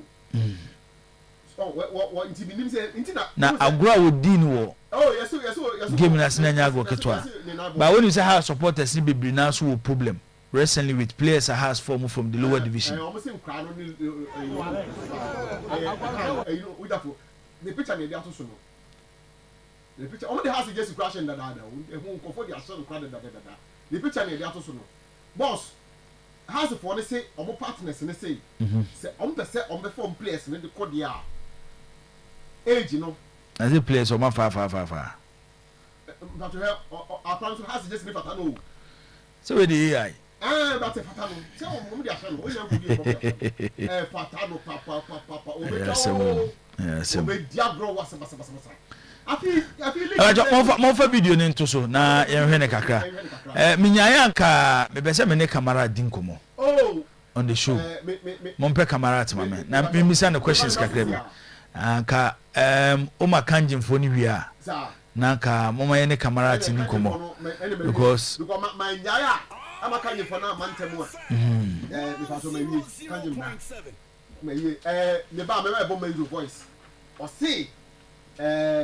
say we are kotoko player say we ready say oba chire the entire next season oba kotoko because bobo kro na so too much enye say bia player bia no ba ni na musi na ko bia aba ni be say nti eno no ho no mo aka me enkomra ye ne kanjin from you the next 10 minutes na ye ba afi ya ba hwe de ewo ho Steve ewo ha okay Steve akwa ba bibia boko de yanko 8:30 yes kanjen 10 minutes ye ninkomo mame na se na etiefo bebia wo bia no me mo akwa ba na madawase bomoden se kanjen energy drinking water no obenya bia nom insuo edoso odwaso nanso kanjen energy drinking water no edamufu a enu nti na ye kanfo dia ma se bebia wo bia no bomoden se wo sabeka kanjen energy drinking water ni bi na watumi anom na ye share the effect of air hydration metabolism eno eho enkomo na yebedi ene anopi sene etie na ye ka kanjen water ho nsem na yedi hu nkomo nyina no obi wo hono ma ose nsuo bia ye nsuo nsuo de edoso but nye nsuo bia na eye nsuo saa nsuo no ahoden no enye pe ye wo alkaline water ye wo nsuo a eye regular water na ye wo nsuo nso a onim se eye acid ye den enso ewom na de ma kanjen energy drinking water no eda nso ewom nyina ne se kanjen water no yinsu a eno no eye purely alkaline water ema pH eno eye from 7.5 a kopem 8.5 indi kanjen water no acid bia nya den enim eye purely alkaline kanjen water eni nsu a ene se utese a utimi ye den unya utese a utimi enya 7.5 to 8.5 odi akala odi pH tester esoma emo color blue anase color purple ma yellow ena enso orange ena enso light green eno ena ma kanjen energetic water no eno den etimi different from any other water me pacho unim enti bomone ma wonsanka kanjen energy drinking water ni bi na nom na ebetimi ahwe na abo ye pa na arope ye hwe sɛ wonom nsuo no dodoɔ kangen water no dodoɔ deɛ ɛyɛ ma onipadua no in terms of ɛsɛ air convert aduane into energy a onipadua no ɛbɛyisu na obi wɔ hɔnom a na odidi a aduane no ntumi nyam yie obi nso wɔ hɔnom a odidi a na aduane no aba bɛgyina ne bo na ne nyinaa mu no ɛgyina how you keep yourself ne nyinaa gyina the kind of nsuo a wonom nti anɔpɛ yɛhwɛ ɛyɛ metabolism sɛ wodi aduane no anaasɛ wonom nsuo na ɛboa ma onipadua no ayɛ well hydrated na after being hydrated no so no asan so ayɛ dɛ abreki aduane no a wodi no into smaller unit ama nutrients a ɛwɔ aduane no mu no ɛtumi atravel into your cells mama o tissues no ɛtumi ayɛ dɛn ɛtumi agyina so na ɛtumi ayɛ adwuma yie paa. That is what we are talking about this morning. Na kangen energy drinking water yɛaba bɛ demonstrate bebree akyɛw sɛ ɛyɛ nsuo a wonom no na ɛade a ɛtwe onipadua no ɛtwe nsuo no yie kamakama paa ɛno ɛyɛ dɛn ɛtumi ɛkɔ nkan sɛ wohwɛ image a ɛda so yi a ɔsɛ water support energy production. Cells need water for many biochemical reactions involved in converting carbohydrates, fats, and proteins into usable energy. Enti nsuo, this is what it does. Nsuo no onom kangen energy drinking water no ɛboa na ma aduane a wodi a carbohydrate, aduane a wodi a sradeɛ, aduane a wodi a protein no ɛbɛ convert no into energy ama onipadua no etimi ayusu na wanya hoɔden ama etimi abɔ yie paa. Enti onipa bia so ɔbɛ dehydrated a ade a saa nneɛma wei no entimi nya adwuma in its efficient way.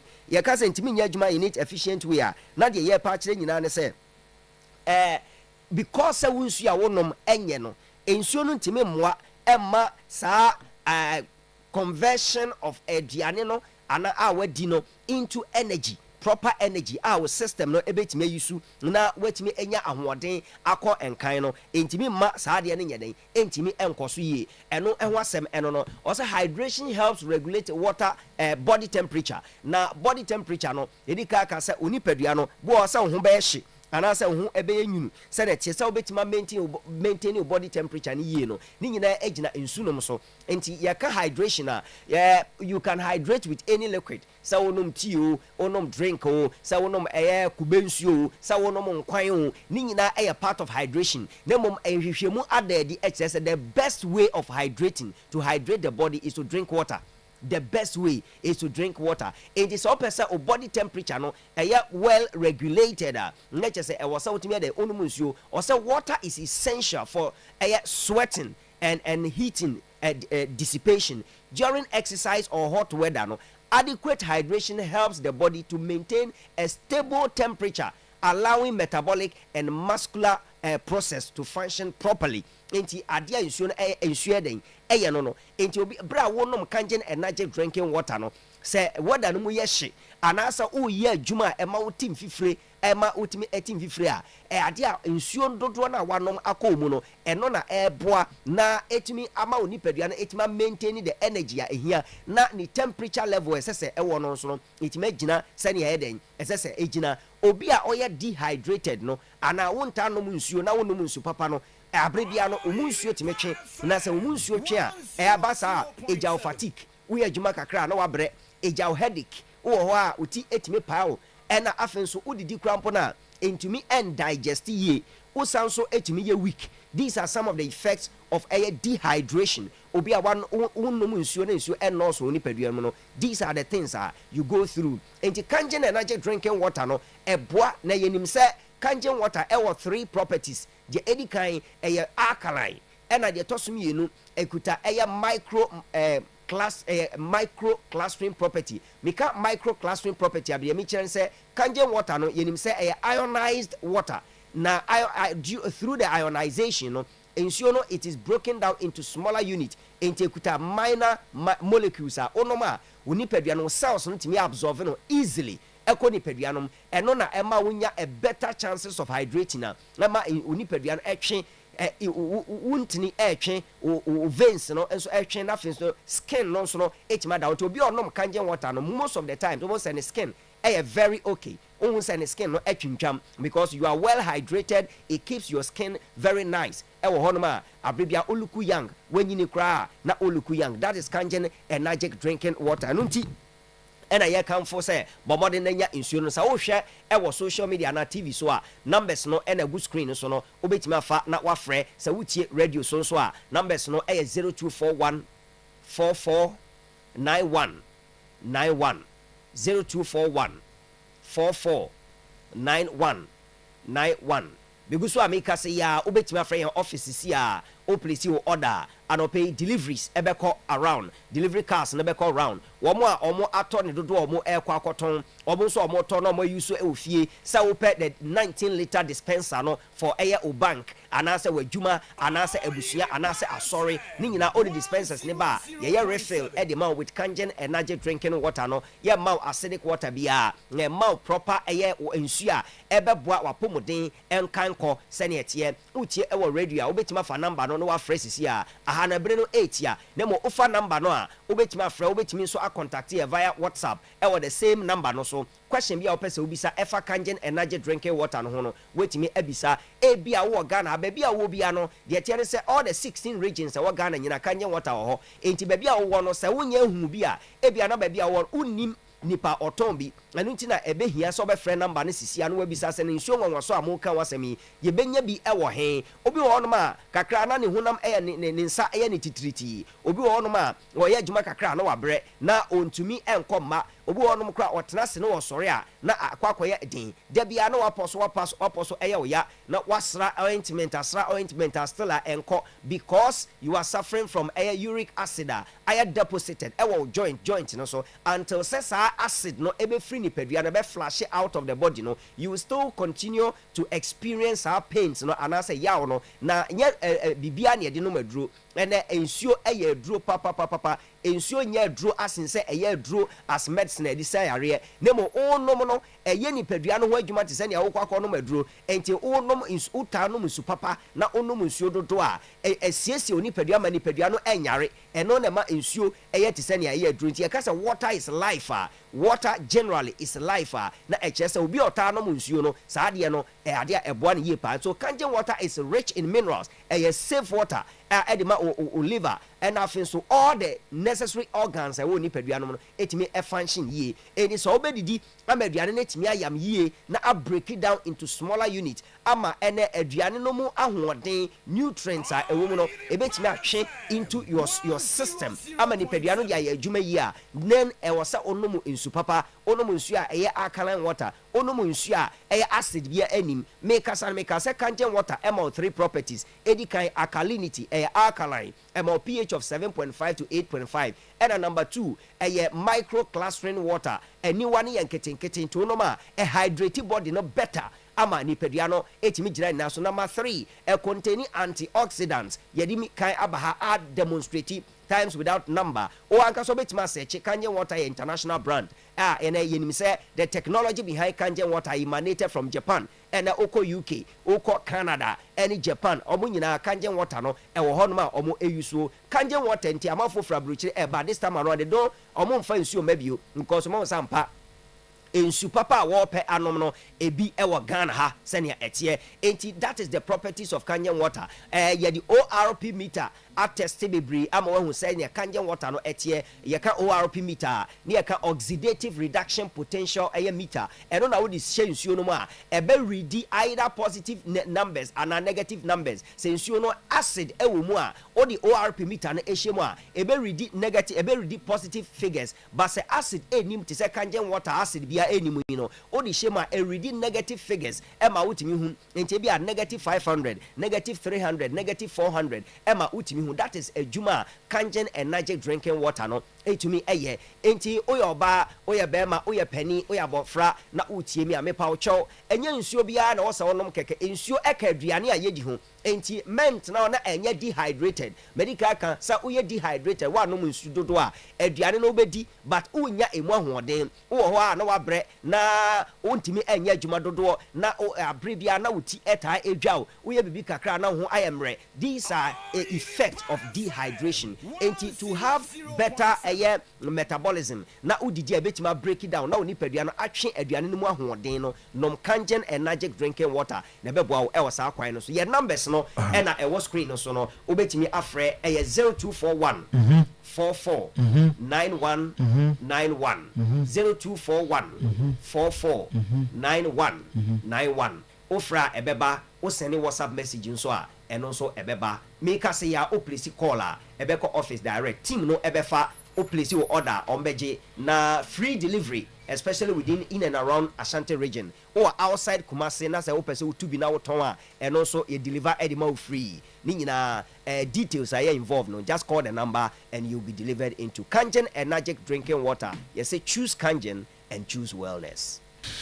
Stivo ebeda se anopai Kangen komo na ode abre ne anopai no eda se na koto odwumadi so em se me aso ese me pet time na da ko me ba o show no so da be na be invite me Tuesdays but o ye the time be to time be tena se ma me na se do si print pen tema ko ide o ye the time be I'm on air Monday to Friday 2 p.m. to 5:30 p.m. 2 p.m. to 5:30 p.m. Okay. Meet me engage you on Tuesdays. Me the danger man beba. Piao. Why? Me piao. Na ya ba be boa. Omra no fa feles imra.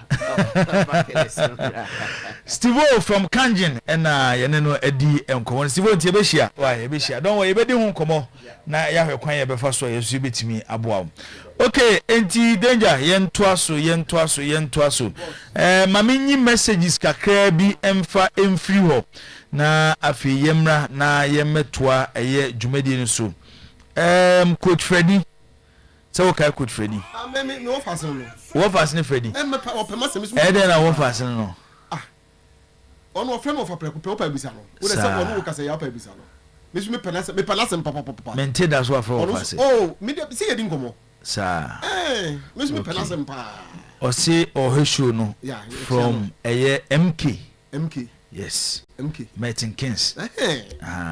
It was what ya. MK Dons. Baby MK Dons. MK Dons. Maybe we will Manchester United a very nice stadium. Papa. Oh, okay. Okay. Coach Enche bia na Frederick O.T. Ochiri. On se ni dino no. Yeah. Football Association of Wales okoye ni UEFA license ewo ho. O to aso okonenim. Say Coach Freddy ekura UEFA license A diploma. Ene oko. Okura UEFA. Otumiji blaster o. No, one day to UEFA license A diploma they won't mean blaster. Sir, onye no. Onye no. Na nyene ye come Desmond. Na only Desmond certificate okura. Now Bulgaria say show no Bulgaria I say I agree with you Coca all the way Bulgaria so better down for on this message we day aba I'm Ankona statement from Obuasi Basa this season all the way no challenger okay on also there our day aba no good morning striker I'm Nana Boatin from Adenta Accra update on Liverpool transfers but for one about for Liverpool transfers saying I slow I'm say omoda so di Bakola na chi na Mbaye. Okay. But as Mbaye dey no mumu no. Ekuye che Bakola. Omonya clear so afo metimi aputi a proper fencing way. Good morning, I'm Avaru watching you live from Takoradi Anaji. You guys are doing a fantastic job. Yeda say. We so wine or see greetings, Sounds of Zion. Greetings, my bro. We the red and black family are going to score Manchester United. Okay, let's say okay. Pato Rankin, me Pato Rankin. AC Milan fan kese Pato Rankin and this message we ede abam. We so wine or see good morning or your passports. I'm Sir Ishmael watching you live from Kuchi. Ho and now also ede message we free our day abam. Good morning, I'm Benji from Tech near the police station. So a show no. Hi, I'm Randolph from Bantima. Manchester City will win over Arsenal, but Antoine Semenyo will score. And no, you're Randolph Bantima or no, and I also did some message. Ede Abba and ne anopay will show ni so. Mamen ko Facebook na mini Facebook dia kakra in free ho. Malam Iniesta or see watching the show live. Malam Iniesta ya da say. Why susu eni why the end di ho. Pius Amwatin. Mr. Siasia Bana, ya kind o message no. Kofi Ajman Blackman was good morning, watching you inside Pig Farm in Accra. Kofi Yedasi. James Ochi was Danger Man. Did you only read the headlines because you find it difficult to read? Danger, Obusa question. Also, one actual headlines, Nana. And Obi wow. Okay. Dennis Boache, I'm really happy. Richard Bodu Agadas has started training with Kotoko. House of folks should watch out this season. Dennis Boache, Edie, our day, Abanono. Bafo. Say, Ubebo play a bidding wa hasi. Yes. Ubebo play a bidding wa hasi. Say, Messi, who's in the full name here? Say, Alex Banson. Okay, on our so called no. We do incredible. Omo we bibia. Also fi namoro. Enye because me ko kaped wasem ko kase na kra no ano pay wo ko mani zu kra be ye ko gutwa. O se ba ono na atete no. Ni papa de be 11 years. And I cried and say 18 to the past 7 years. What it is? Ye wo owner Edman Namoro FC. Oh, manager Kamarat. My own manager. Obanya no pay mo akwa badeba weekend edition of today's sports Oyerepa FM. Na bibia boko there. Okay. Me cho ye beti abranti nkomo nka monfa ni video ne ntuso na oma ye omunya opportunity hu na bi obi ye has chitani na wate eye player ne dina opese ohu player kra ye di ne hu nkomo ya na ono so nya akwanya na watimi ahepia no. Okay. I'm so more highlighting no to ode mo highlighting no. Vesa me ma video bi enra Okay, Alex Banso. Come on, macho ai abrantie Banso yi obetia kan ho asem kakra de akye anopa ye mo akwa ba ma mini kan mo akwa bansa. Yo, me da se ye chia Oyerepa TFO nyina na pai. Okay. Ye chia ye general manager so to a champion with you dia. Okay. Say bisa Alex Banso de metuma kan say okuta talent yenim say Ghana players they brave talent then ono se sono talent no high then anya kakra na muso motive for nyina ye shedi no anya say dia one day pe in a two mo aya dey our years from age 11 Ajaba drew and then Pokrano, everyone in the Kotoko marching in Pokrano. Yeah, you say the ball or one ball, that ball, that day, and for Enono. This will be at advance of the like I say, we are a very good player, then the talent, is very high. Oh, okay. Isn't a hotel din Messi?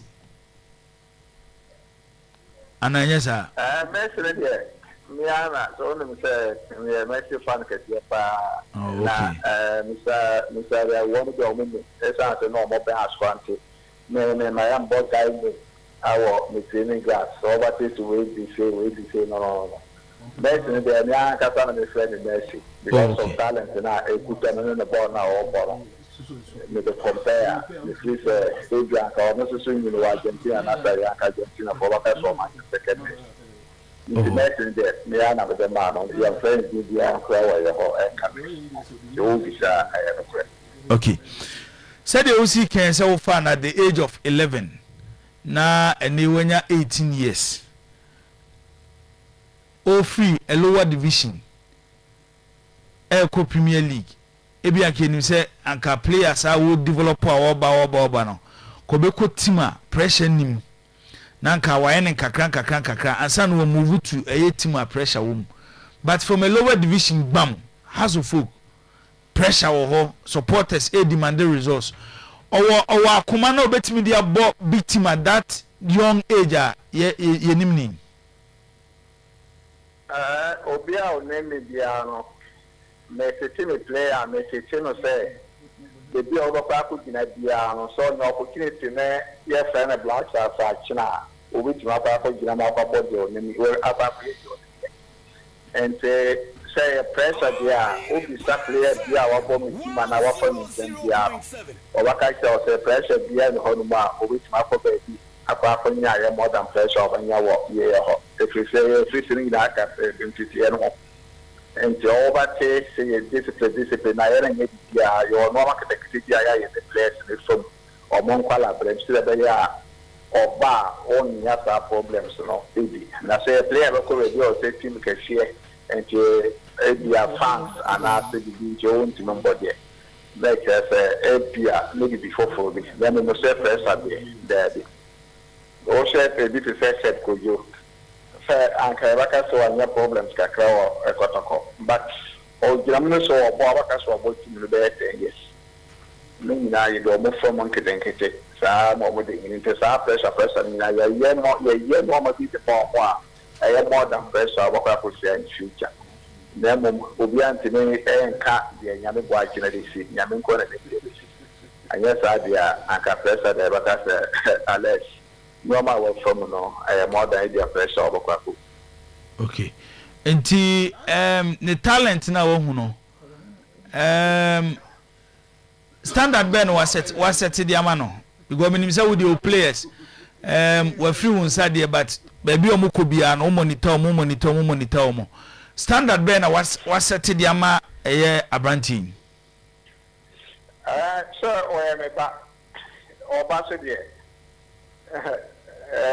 me monitor the over monitor now to say you will familiar more day in day out talk about match of crime and then they can advise you how they no communicate the more. Sa pepe and I'm inquiring in a year. As if I let it there, or you may back for a say, bear 6-7 years. And our beginning. Sa, they have a good drive, within the work years, I have a drive. And so the review will be a no. Sando of a good drag, almost if airport, Martininka, or Modono call campus of Martininka, and a power sorry first person of family and so about could do. And the other question didn't come out to say, Nakupomba to Mensa. So, I say, you need that also there, no one that short say, has a big club and a big place in Ebo. And you also see me say, and yeah, easy. Even say, house of folk, ever chocolate ticket to grab flower to a crab. And no crack at the every say. Or more ordinary to a certain level, and also it should be. The empire board, I say, with me, I don't know, the house for a woman, or more than that. Nothing so, with my international teams, because what they come for under 17 work or under 20 work. And then we saw about Poku coming again, and me and some. And the idea, so I'll qualify for. Under 20s, under 23, meaning now qualified. So you don't know how to swap if you have an opportunity. As I expect to say, all point answers no opportunity to be back. Has was pushing out for a man and a professional player outside in Swat. Meaning I am fire boy, then you associate a more. Yes, we say, yes, expect it. Okay. A mom here, a Utimino Asqua, Obias and the message or say wa he player no ogitumi say eba talenta Abrante the best our team from Deportivo abaya namuru wa produce one ne be ya adwene say makacho players no do so they need to fan to players ya na dem de makacho say normal ko ja samu ama ya no you will give say na ko ya don say or to associate and development to associate yes that is almost so be blue standard on. Okay. And so be our as for there obi a was area or not only as far from asking for to na and the obi associate so makacho tanya one day wonder and maybe obi do more no obi our monitor the also any from as for Portugal or 13 14 years na with from Manso 18 in a bar. I said that time so back as me you youth team players 10 or team there youth team players or more age into 18 there you saw 10 no 13 14 years but look at from Paul Manso, it means the never third division, and never both third division matches. Mikaya, as well for you and I wish I was, our Joshua, from Paul Manso, man, started a boy up to so for bare 60-65 minutes, and Sana, ye change you. After like it, or Poku, so like you are, me, or Papa for both third division and as well as last minute, your penalty and that's how you are net another. More penalty and I'm with another.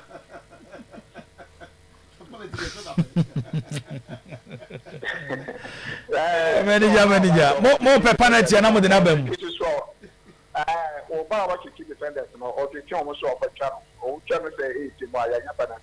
Okay.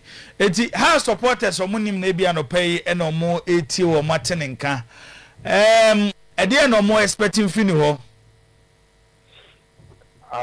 They are more expecting Messi na o ma huno omunim wa na Moro Football Academy. Second round wa pa kobo Ajama Ebony Football Club Division 1. Offensive for ne bia Ebony Akotia no omunyina ahuno no. And then the more expected say Logun Sabes and Anatata and Elvaso. Or my name the DIA in Akopon and almost support. He said they're more canon. Meaning that the Empire Bob, the free the talent, you know, when you have a song for sure. Okay. All right. Coach Camarats, you better say Una at the Manamuru. You will follow no. Na ya hwe see the development ebe ko e wo Accra House of Folk say and then na watch be penam ko hwe no wo alignment kotokone ebony na agura wodi wo ho no na enya agro ketwa be so say teams bebre ba no ho na teams by now even up to another crowd no na agent about crowd no person ordinary 2 by eka kremi send a message the mama source premier men delay has to be make a calendar room Monday or a short area by Monday or when ya deal as the man and I'm sitting you know mark a sorry and to end in kind of say or one check or more back the whole board member about any about this you say on cash because of deal paper and say yeah and so can local classes be so are contacted and yeah only has of folk teams need so are contacted but if we say has to if we say let me have this moment and then you know has of folk na I agree okay. Coach Camarats, you better say Anope for your time on the show. Ti said them kind of you be monitano, I said in development ABC Ako. Okay. All right. Coach Camarats Una Edema Namuru FC and I know Edi eye enkomo efa eye ni player and Edi Ede Ales Bansi and Abansen Ales Bansu sane finalist Bansu edia bebina de fenu kumase aye Messi enra ena hasufuk ebewie bibia chese enra na Alaji Akambi say the head of recruitment committee e wa Accra Hasufuk ezidi anameboa new position na say no say head of recruitment committee aba recruit na we osad ne ko for African world amudina kupim e won kan se juada and obey the first training at the Amahasufu T and also de Ohono Alex Banso Messi aka Messi and I say has for a sign on. I was also say 18 years. 18 years. Okay. All right. There and also Ohono no. Eti for stories ni go na fi the academy na maybe enche so be call line so na yasa kudi enkomo kakra e wo ho. Upon Ponwaski was good morning Jibu. I'm Ponwaski from Clemford, UK. Any update from Kotoko Camp? Okay, show ne cost ye na ebeba. Cosmos Prayer Consi, good morning, boss. I'm watching you live from Accra Dance. Please give us update on AJ project and Kotoko Camp. If it is available, visa. If it is true that some new players are there, okay, and also no. Actually Richie or CS Milan and Maureen will do Forza Milan. Okay, actually there are also they Abba and no young Cosro Visa, young Cosro. yɛnkɔ mse fom de ni nyina yahwe na yɛnkɔ so siasia abetena sintini message ne enche yɛde saa message no ebema ɛyɛ siasia na wayi ano bisa kɔsoro okay we so ɛyɛ Jerry appear or say please can you enlighten me about Alex Banso, which position does he play? Or the free Senegal or say no the same message you have. But me sure say coach Kamarat abechichi media what he said here Abrante no see etie ya sebedi from Okuma Himfi say Arsenal will beat Man City tomorrow. Happy belated birthday to Atasewa of Asafo Abrotia AA 79 udi nipa ko na chi o AA 79 Asafo Abrotia ha emre ko yenkoso Daniel wants to say good morning, greetings to you guys watching you live from South Africa. Danny Yeda say Malam Iniesta Macau message dada. Owusu Boateng say please can you tell us the salary of Ghanaian local players from Joe Oxford UK. Ena odesa message we free aba Joe had any there. Ayana Eden but you bury him na yedi aba.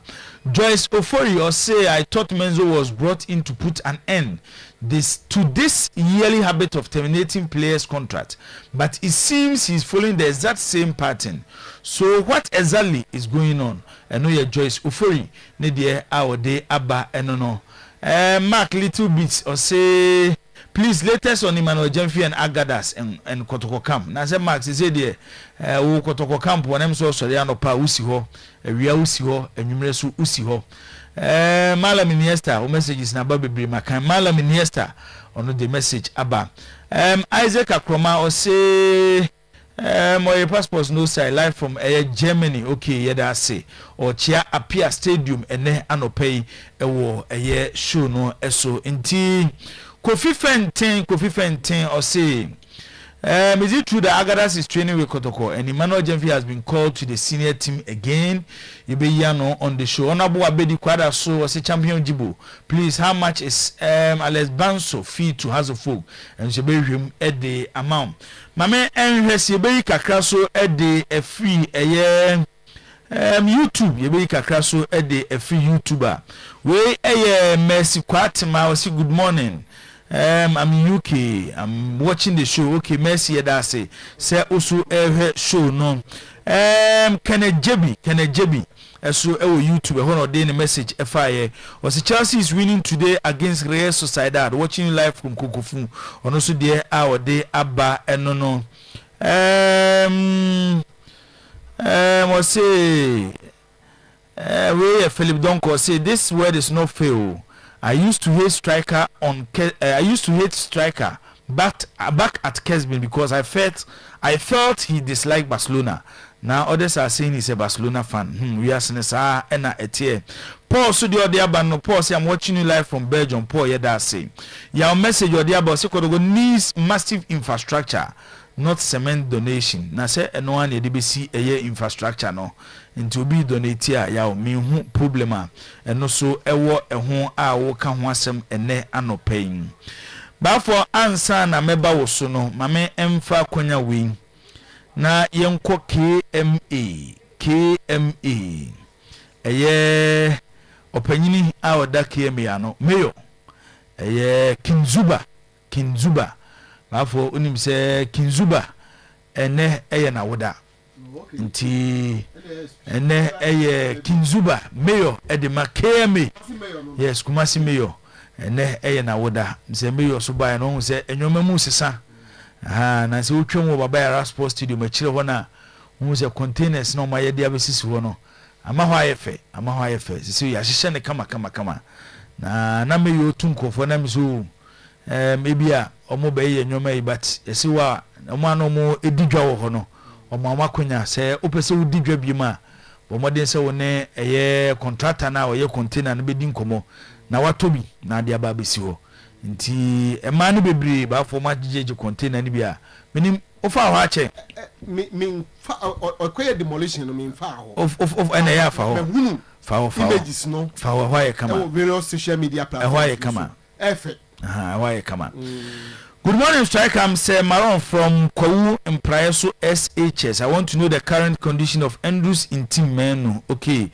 Yeah, the one ensem ebeba. We so ya wine. We say ADB. Or say good morning, Striker. We need weekend predictions. So okay, ya behe e hon sem na ya kan. Good morning, Mayman, Mr. Poku. I'm engineer Afrane of Afrane Electricals, Pakoso Estate, Kumasi. I don't understand why Asante Kotoko always let House of Folk take advantage of Kumasi young talents ahead of Asante Kotoko on countless occasions, and it must stop now. The supporters' leadership as well as the management must be serious with this issue and tackle it with all seriousness. Afrane Electrical and Odessa message we a day aba. Danger! After you stories in na Obed ne siasia so emra no me stories in boss House of Folk NCC annual delegate fencing assembly okay annual delegate assembly okay on say omo okay national chapters committee yes presents annual delegate assembly ADA 2026 and then 15th of August 2026 yes anopanundu ya ekoso Osu Presbyterian Church Hall Osu Presbyterian Church Hall ho na say dwumedi ekoso na bon for video no to so mami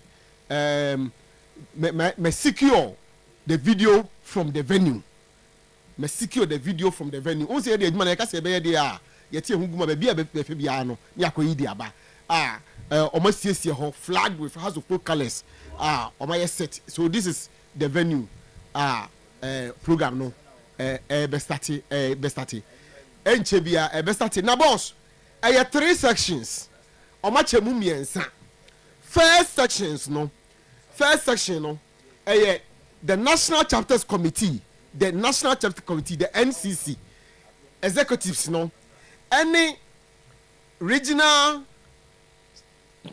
chapters council no ene be shia say we slip omni RCC for no leadership no ene be shia enti national chapters committee any RCC executives no ene be shia no mu nyina bobo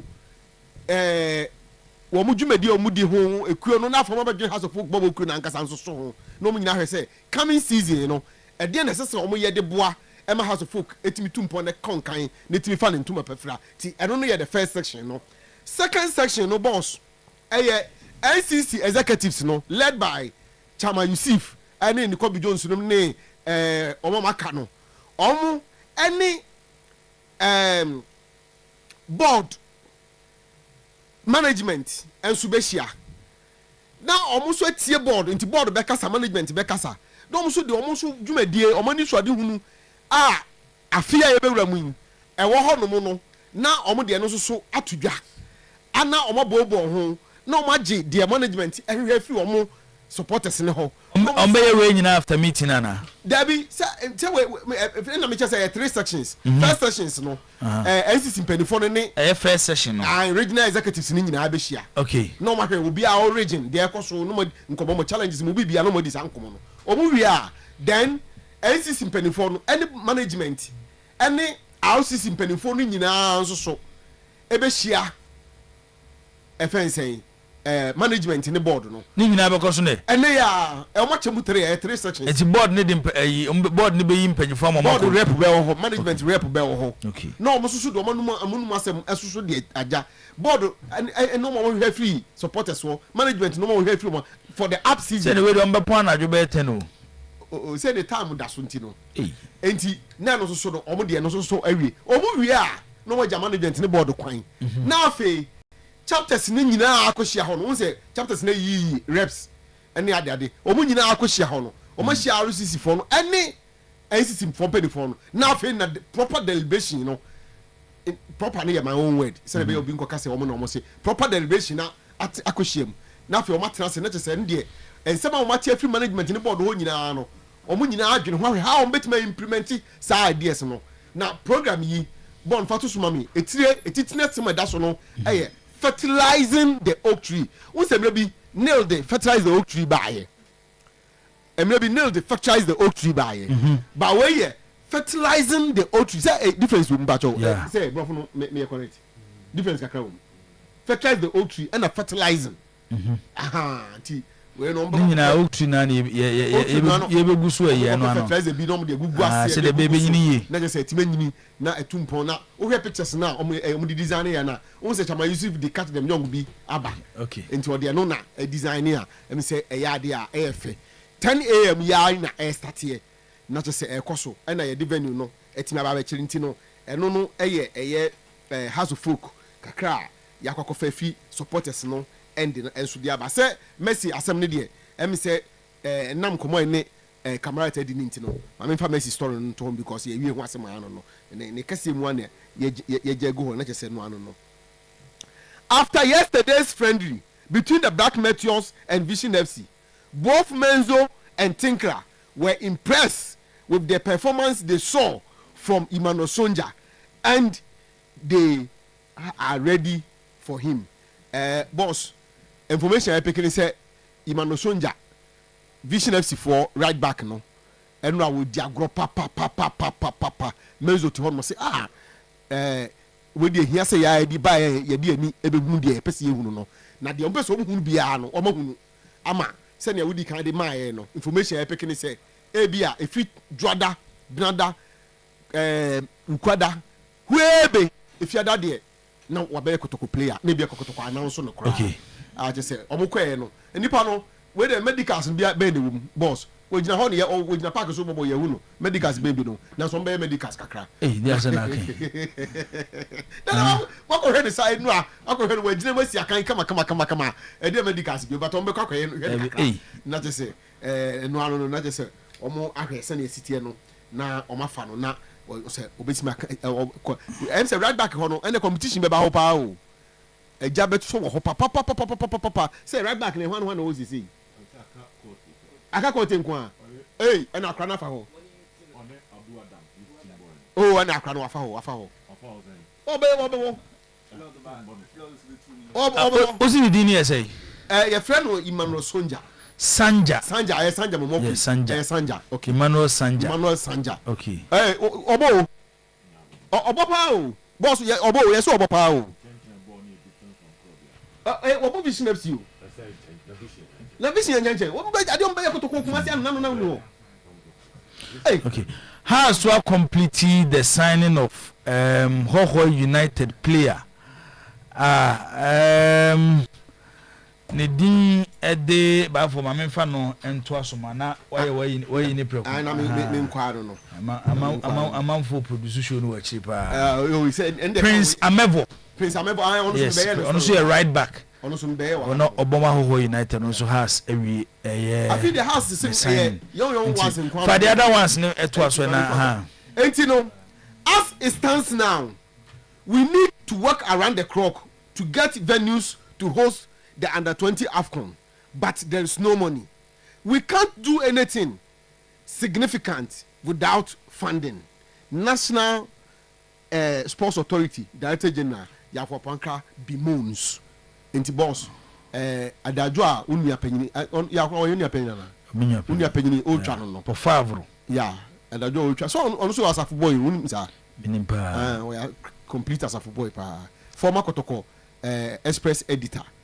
Nti no we club be ani so kwase na de ha no na wo kan say you see mo kwaja na 20 see host yes we need stadium e bobo yi wo ho no you see no so no aba be asem kase a eda ho no mo a no so ye kan kakra Ghana Football Association, the GFA, is in a dilemma as to how to convince the sports minister for him to accept Desmond Ofe to handle our next 2 matches.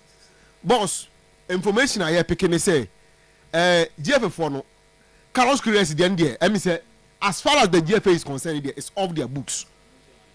Nebom omo pe coach for but enyan toye emfaye into the next 2 matches no as I say omutimi pe obi mani be ebe na odi blasters enim as a coach diko eno na o ma conclude say nka Desmond Ofe na mbeso ye adwuma no na no ya aka say ni coach any sports minister di nkomo sports minister say over his dead body said this morning fair and ebe coach Blasters and the enya adwuma and the sports minister so onyi ntum you see I know baby agye for na ko gina any send ebe ya obe convince efifo no sorry minister no say ka obe pini ama this morning fair ka ono aye adwuma no boss eno na asisi no aye asem kese a aye ebe da ho na mame fa we nka ho baba mame fa we mfam Vision FC abrantie no Sanja no nso no so ye Namoro Academy player sir yeah hey and then the kotokofo am say Namoro mfa the player ma nya na uzam so akofai nti ono so ye Namoro player yes we twa ball basa we say no asoso omo former player no wo Park Academy yes ono so ye center back and has or passing medical so Park Academy yes in terms of afidi manager afi your afi manager didi manager camarade manager point am from afi your afi okay it's worry there be mami call hey me you for last one and last one last one Daniel Samsro me yi be film because me we nya pada me de men think club pada me wi menzo ni think club me wi Black Queen's letter has infuriated the sports minister. All national team management committee are going to be dissolved. The new position will be announced very soon. Director of national teams. Boss, information I'm picking say. Letter our Black Queen's for trade. Minister no to say management committee for the share inquiry kutupa. And no much the buy. Well, yeah, no must kind of France and become home. What did you about the evidence in the home? No must sign the full but say, go and Mugu ministry in Massey. Or see national team if you know formation picking say that's a national team be a committee, a management committee sends him the trouble. Nay, ye director of national teams, no the minister, not lazy. And to say, national team be a director no. And on a national team on a ministry no be lazy na sanse se we nyina no eto atwa na signatures a say afford you say different ni nyina no na no so akope ba bia gu na no so no eno so de won so wo ho no Otuadu's lawyer has sent a final warning to the GFA. If you fail to pay me my $1 million by close of next week, meet me at FIFA. Boss, as I'm saying now, no. Sir, Otuado, yeah, you say the neka. I neka 12 months. And no, and some allowances being winning bonus being that they say can you close to $1 million. Qualify Nina, a second woman number $1 million. You terminate years, you entire. Yes, what 4 letters through his lawyers at the bay for no. Omabo, a sebi, Yemfi Taduku, Umuano. Taduku FIFA. For the final one, your brother say by next week, someone to your FIFA. I say, where we are now? Mammy more a tinker. Mammy more a offense, a tinker, not young. We want to continue assessing the players properly and build a better and more solid foundation, particularly around their physical requirements and how they fit into our game model. Boss, game model, Tinklers game model. I don't know what's the person about the ball. Now we are playing a person about Bokotokwa. As I said, we are ready say, send your ball the ball, no, Sana also so, Ubabu, who the ball, into the sea, no, was Sanessa Nimasu Sonimu, a ye be a film. Now almost all don't be bano, yet Woma, who no, send your ball the ball, no. Sapepe and also so what's here no diaba Mipacho Famiko Tinkler. Pre-season is the most important period and as a coach sometimes it's very, very difficult to join the club midway or towards the end of the season and look to affect the team in a positive manner. Pre-season is key because you want to build a foundation and a solid foundation, and that foundation covers a number of areas. Discipline, creating a healthy environment, a working environment.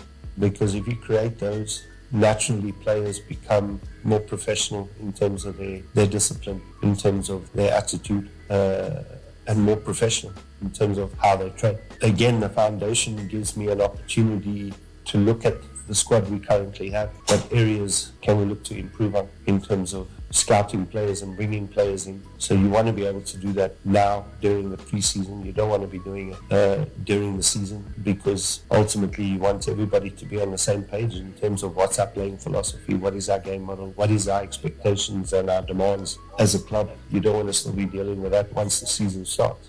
But sometimes it does happen. So the foundation is extremely important, and as I stated, it has to be a very solid foundation, especially when it comes to playing philosophy, game model, physical exertion, the demand of the game. Danger, send away. Okay, yeah, that's yeah, stories in Mukaka. Obed, my man, shouting for now, man for Busa, Emmanuel Entry. I was so be the by say what is a wakupim, a wakotoko camp. But the embassy and team na kupim will gone. Tisia Yakasai. Say, Bass no crowd do on a need 10 minutes. At every place no more free bass na Emmanuel Entry team. Tea, you better hear one some near them.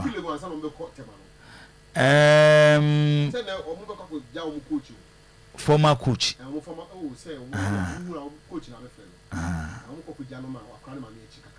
Okay. All right. And the oh no. Obed, Mamma shall send from freeway. And some idea go baby up so far. Oh, okay. Now, Obi the by so and why announcement you say Senegal strike a Bakotoko? The agent of a Senegalese player sent the boys' video at the Master Menzo.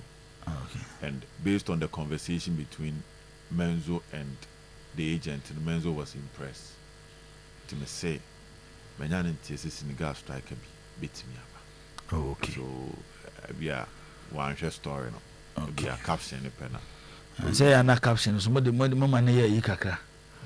Obo ha na bia nani boss wa no. So we uncle to aso nko ready you know. Okay. All right. I understand it. Okay. My Menzo nankasa confirms we show over 100 videos. Yeah. So that's what I know. Yankwe. Yeah. Born me shall seem free caliber in quick one na ye deba. My Sunday on say this particular transfer window the Ghanaian players have not really been active or marketing so. Even after the World Cup on Kabe expected so World Cup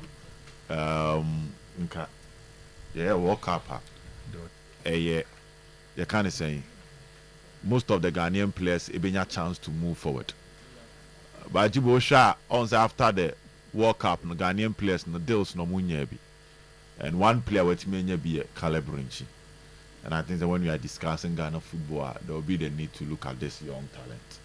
And this was his first match for Coventry against Monaco, and he had an assist that was given, and it wasn't just the assist. Made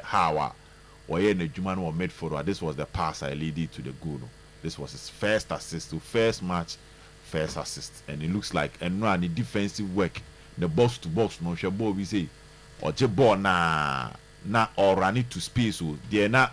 Or Ghana Hana or Timidishie go no.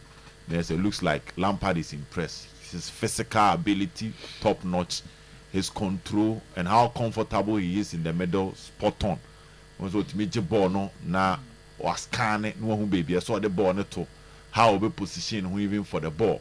We gonna say the control, the chest control and a whole lot. So I say Ghanaians love the Premier League and most of the time we want to see a Ghanaian in the Premier League and so far based on the first game, Jibo, the passes, the command, the control, the offensive rounds, the offensive movement, the decision making at the final third, you know, it looks like Jibo, we have a player. On say, Asian mode, your medical the boy and one dance here, Asian does you, he's even going to be much better than him, or an Asian with an offensive vibe.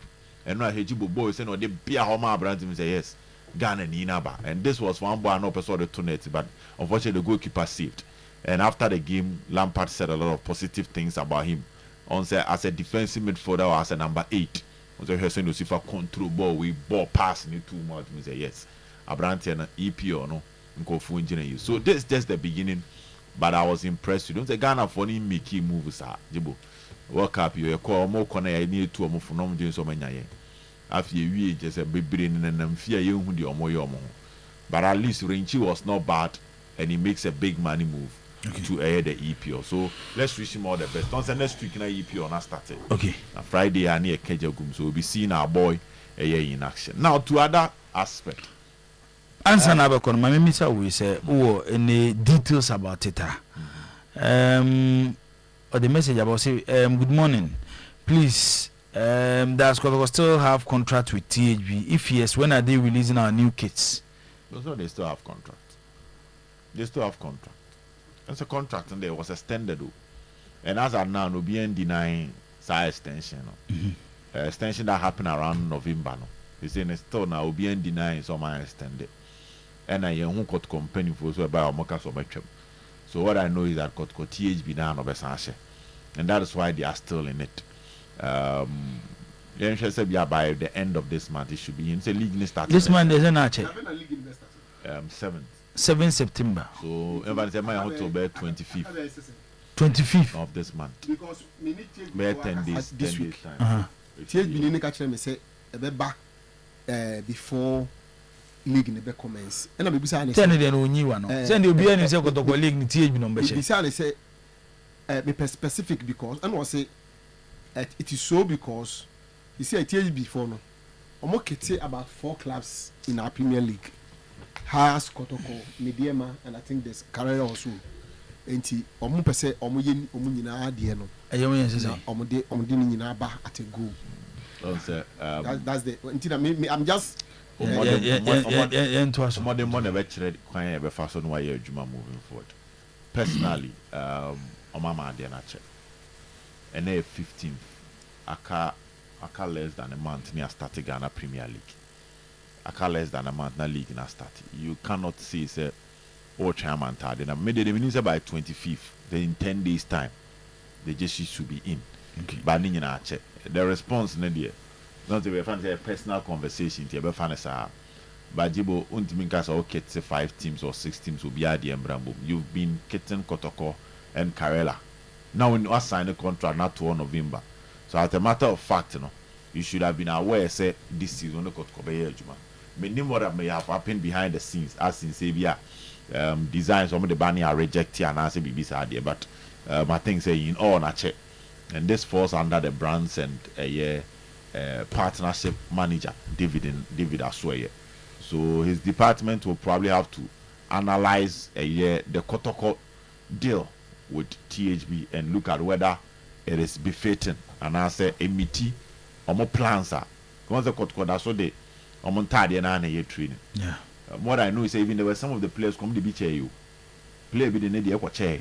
Play with the need chair. Player back player in India, but later ne so ko now koje atade na odi ache ne samba, which can normally say in a more professional setting think a season could be you have on tade na there aba be ye dia okufia Ghanaian players here to come back some of the big Ghana for ya the brebre for because they know say the following season even if say a sad design crown no ba be sha enye sa atade na na okose because atade a wa share for almost 50 weeks. Almost 40 weeks. And I did training. If you have training, I'm 3. Into 3, we send there, if you have a red out, I'm blue. Maybe I have from a green. So within the week, we send it twice. No, I use Suez, and season up query. Even if a sad designs and a crana, you're not for. Into for some of the players, they felt that once the season is over, they will probably not be using it again. And that is not really the best. Into your best say, now, when you get this opportunity, I know say TH will not move BM. Companies who they will BM be brave. No demand no cost. That is where you need to double up your effort. Hard to focus at this point is being kids by THB and by the house and you know maybe the AI and AI. Kotoko is being kids by THB. Mediama is being kids by THB. It means that Ghana we are capture the Ghanaian market. And Kawoyena a far. You can use that because, and then I make us say, imagine if kid sponsor be back Ghana, let's say kid sponsor Nigeria, and a kid sponsor let's say Cote d'Ivoire, on the kid tia seka, on value a little to say kid sponsor, you might say, hey, if you Cote d'Ivoire now also, okay tia seka there, that means you are kitting top clubs, and the better me convince Ghanaian teams to patronize your product. He say, "Oh, free Ghana. Now go any other country na kasa had to focus na aketiomo. Kotoko na aketiomo. Mediama, which is a new force. Our more rise with max magnitude. Una aketiomo. You can use that to convince any other club, because imagine so ako Kenya, imagine so ako Ebia Rwanda. Now kasa okete kotoko. Any product in here, papa." Yeah. But if they will later find out that those in Ghana are not convinced, and those in Ghana are not enjoying the best from you, kakra. A sipping. The guy said, maybe now we need TH before the meeting. Say no. That was the time I could call for Samba. I could call for Ansu. Kotokoye Kamara Lodamwa. Abetamo I'm signing. IMC in the second season. And I was like, Debbie, send your Kotoko start a first match, no question Karela. Second match, no Asashe. Not that time, I replica number. And I met one of them like debut. At this point, Kotoko top signing was starting league, on a good note. And Oyerepa can buy. This is the moment to cash out. And you take no performance, no danepe. Few people will feel proud to be in the Kotoko JC. Just like Blasters World Cup. After first game, you share Panama, just in Soto. You both England, still in Soto. But next match, Croatia need results now for any Colombia anfano. After bisa no matter over 50%. Yeah. That is business for you. So in as much as okete Kotoko ban teme ebebuan, you should look at the business side, because one back Kotoko say oba be fema keka, oba so oba be pesca. Yeah. Inti sabria or an Kotoko very positive. Ambience na Kotoko no wasoro no. This is the time and kebi a store, because I knew they were working on a store. I'm a kumo. No matter just store I'm a kum. Inti this is the time ebi anka store no we bia no just is nibi gum. Oh, because pre-season na amount for OPJC bia to. But hey, you best start it. Maybe kura you best start in kura club na nya ne de. But you over turning by. First match bia Kotoko akoshe DBBB. Anka oba Kumase no. Amount for be 10 club ball. Ebi ni ho. Enti a ho no se obi hwe de Kotoko ahye no Kotoko jesi na obetimi afa ekire he ya. So last season so sa me kai say say league ni best start you, say league ni shasi you. Na supporters ni complain say replica mai. Yeah. Enti no obi betimi ahe de Kotoko hye no. No afa ekire ha no aye bi. And because people are calling for it, obi hu ano no wetimi atwa kakra gum. Because if say na contract wo hoda da February SMK season no kwa wie na, because I other areas no sadi we MC clubs no more, and yen can even only TH bi ni Kotoko nko sponsors are omokete clubs wa so kwa other countries are open ebi ebe bobe last 2 matches to end that particular season they could run next season no match on next season Jesse. Oh yeah me TH bi then I want to believe say if also changing management no it affected the whole thing, because I said back one can be as me say at a point there's someone commodity no with a Kotoko no na a go through process be ye betwem ye betiasie ye be ni say nti me kai say nipa na catch am say it might slow certain things down, granted, but me point in here say on say ubi mu a e say o say muyedin. Now you have Heart to Folk, now you have Kotoko, now you have Mediema, now you have Karela. Okay, you should have a plan for that, because we'll be first maybe a Kotoko into Kotoko the Enkwamba. They say all the house about count. It means that you are lucky. Or you say TH be a fortunate power. I bet me be a store takwa. Takwa no be kona Mediema di egum. Na Kotoko di egum. Na house di egum na oton takwa. I bet me be a store Okumase. Na oton Kotoko di Okumase. Eton house di Okumase. Eton Mediema di Okumase. The same thing as Accra, and it can even proceed to be a Tamale, where Karela diabo has diabo Kotoko diabo. And they say no, can't be a business no. After so nya clubs we can on a bit smoothing and you make a cry the amount, because Kenya fe na could be a house shop, who could be a Kotoko shop, a very THB shop, has new Rahobian dear, Kotoko new Robo ran dear, Mediamaniad, in Casabri no. In terms of business wise, you should widen your capacity and hit the ground running, especially at this moment. And possible say between starting league, these clubs can just be firing all angles and demand Bekosoro. The same way it is possible see betimi start na clubs performance in Kony. Okay. So Sabrina, there is no risk no. Sabrina is all cash out. Alex 50%. And Sunny start season na e far. Wa other be maba. And fan pa when the kind the pre-season any breaky atom Sabrina say has a pharmacy. Sabrina say kofa Kofi Bini abai. What you say? You should do a Gita should do. You say players not to need. Ngolo Conte. Gita Rick. Gita Rick or a winger. I'm saying a kuma no di tumika no. You see do sin nampa go faha no ra. Ngolo Conte. Alex kotoko Gita ni kese Alex kwa circles in position me no kwa na chema Alex o. Yeah, Alex afabu census no your registration no. Alex the THB will release the JC on 25th August. Okay. Yeah, share omonim say omode eye JC no ebeba. Obed for story back can one na me captain Sasam. Go to the transfers kakra. Kotoko right back. On say Makase there were positions that Kotoko needed to add value to it. One was the goalkeeping department. You don't lose Kamara and go blank even if you won't participate in Africa. Because if you are being honest and careful with words at the same time, Aziz Al-Nadari and Timi and convince Yen after Kamara red card incident wa Karela never. Once na Aziz neda o, na Kamara neda. And I got ne Karela no.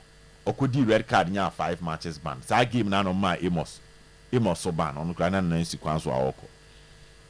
And after that, the opportunity is set. Because it was something that most Kotoko fans were calling for. Said, Debbie, Kamara no Oko. On your 9 contract, no be extended. So why do you still want to play him when you have Aziza? Was signing 3 years, Bekani 2 years with you. So my Aziz in that. Aziz J3 against Bechim. Aziz J4 against Midiama. Oko G2 against Ediana. Samates. Swedru All Blacks. Inti, I say, Aziz Bedemono. One position amboso. Until there was the need for competition. And now there comes in Danlad. Goalkeeping department done. Now right back. Kotoko promotu Abu Adams, who is still with the team. Then there is also a year Abranti Freno, Emmanuel Corte. Lord Amo Abeba. The possibility of Lord Beba a year this season, first round in here. Lord Beba, this will be a second round. He's even coming from ACL. You know who even top European teams are their fitness plan, recovery plan, yes, spot on. ACL crowd players me back. What about back in the 6 months? A story of Rodri is a typical example. Kiesa, even after ACL, into ACL on the just say, "Udi agrebe ebe kill player and a career." So normally, you even want to warm the player in gradually. Take a Kotoko right back on. From day one, nothing like making it clear, say, Onya, right back up. Because a Nunti Noma, Augustine Randolph by. And until at the point, Nasaka Dauda, not trying to right back to see if he can play that position. Once he Marcos Laurentimo, Jesus Navas, so Kaisa, Man City winger, no. Later, or go back to Sevilla. He was a winger.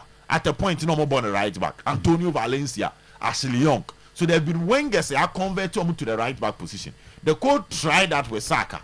That's when he was not impressed. When Nadio Peno and Omar Saka said, Onkonche, he's not part of his plans. Jabeka caught any Abu Adams. And therefore, on the market, maybe they would have been comfortable. But no one say if the window of opportunity set here, they will get him. And Sanjay Yabe, Sejai, Etimi Abeya, Jibo. It looks like Omwankasa here. Also, we see Tinkler, any men or people close to them. They say, say Lord Amwa, any the other guy. No, the ones who plan right back no. Shaibu, everything here. ACL. And you see, you don't put pressure on these players. And you don't normally plan so well around these players. They are there. But, they are there. But I say, for GDA Shemu Bebre. And run Kobobi and Amini will be this. Ogelchi 2 on you, I bet me not now. Oh, that's one in China or Hodier, but Unfa Rain Shemu Bebre, so your first choice. I hope you get my point. Into play in your ACL, you still keep the player around, but you go for your main plan. And not that whole. I know a clean one. Now the way you were on for shaggy reasons. If they should return, honestly, at this point, no pressure. Shaibu has started physicals. Who say Lord so started be by December na here we are talking about September, October, November, December, 4 months. 4 months, you know. One thing about second round, they say you will move January, and then come your recovery for the summer. But normally in January, I feel na over no. I say over summer, yet me do your pre-season. You bet me crowd work at team no. Now by November, now we're picking over. But January, window a bia, ye the first players are almost fitness level and match the tempo of the league baby Edru. Also league near both first round now. Boys not for heat no modi cool. It will be free ACL no. So what's this heat no on fan be famua and you nyina dey betimi. Okay. Obu anu aba wasa bakra no we prebiem. So you must have alternative plans. Now Abu Adamson they also wanya automatic promotion. But coach decided so fan account. Also lost in automatic promotion. And Besma Kufuri you promotion. Ya promo to Abu Adams the say ebini ho into the Brian training. Oh, into like to say you might go back to the youth team. All right. Into from where I sit, you know, me wouldn't say a bad one. Though we are looking at Lord Amwa coming back, but Lord, second 1 year contract. Maintain some before extended. Court is to contract with the end of the season. Until you never know. Until on that score, so far, based on the news, Agadas, you know, Jibo, the Kotoko midfield, Abdul Kadel, Lawson Menu, we are sure more say no, Adabo, Walid Neymar, Hubert Joe, what you said, 6 players. Lawson and under 23 call up, Joe Swenya under 23 call up. So 6 players, coach in about 3-man midfield. So you are looking at 2 players for every position. But boy, seem be a versatile. Beat me about Harbour. So we say what you said. We say Walid beat me about 10 or about 8 near them. One thing these guys are lacking is top level experience and even the Kotoko pressure experience. Adabo, I feel not on the second season. Joe, I feel not on the second season. Lawson, I feel you are promoted. Walid, I feel not on the second season. Joe, second season. Abdul Kader, first season. You do baby your midfield, you need experience. If only he's fit. And you see, one thing I must say to me, once I'm in time, cost so hard on the coach's decision. Because of process now, I'm here who know. I say, coach I'm here who say, no matter who recommended you, if you don't mean sink into and I won't sink, you can't align with how he want to play. That is one. Obeko. If you don't have the physical capacity to put up performance that will match the energy he's demanding, Obeko. So for such a coach, what say am I a GDA say player ko na so be sanction ne sign na who bibi wonimu. Etiyen hwe de Agadas e de beba whether you convince the and then no be the first proper training. Okay. With Asante Kotoko. Timamenko captain ho. Okay, so na captain siasia emrasabe ko masha se. Ismail so watete e the message aba. Or say the hype you people have given Kotoko over the past weeks. If the league starts and they don't go 34-34, you people will hear from some of us. Africa do be a hype. Africa do be a hype. Someone know the one no. If you lose 19 players, Captain, me I don't expect you say we lose 19 players. What role does Elijah can be playing has?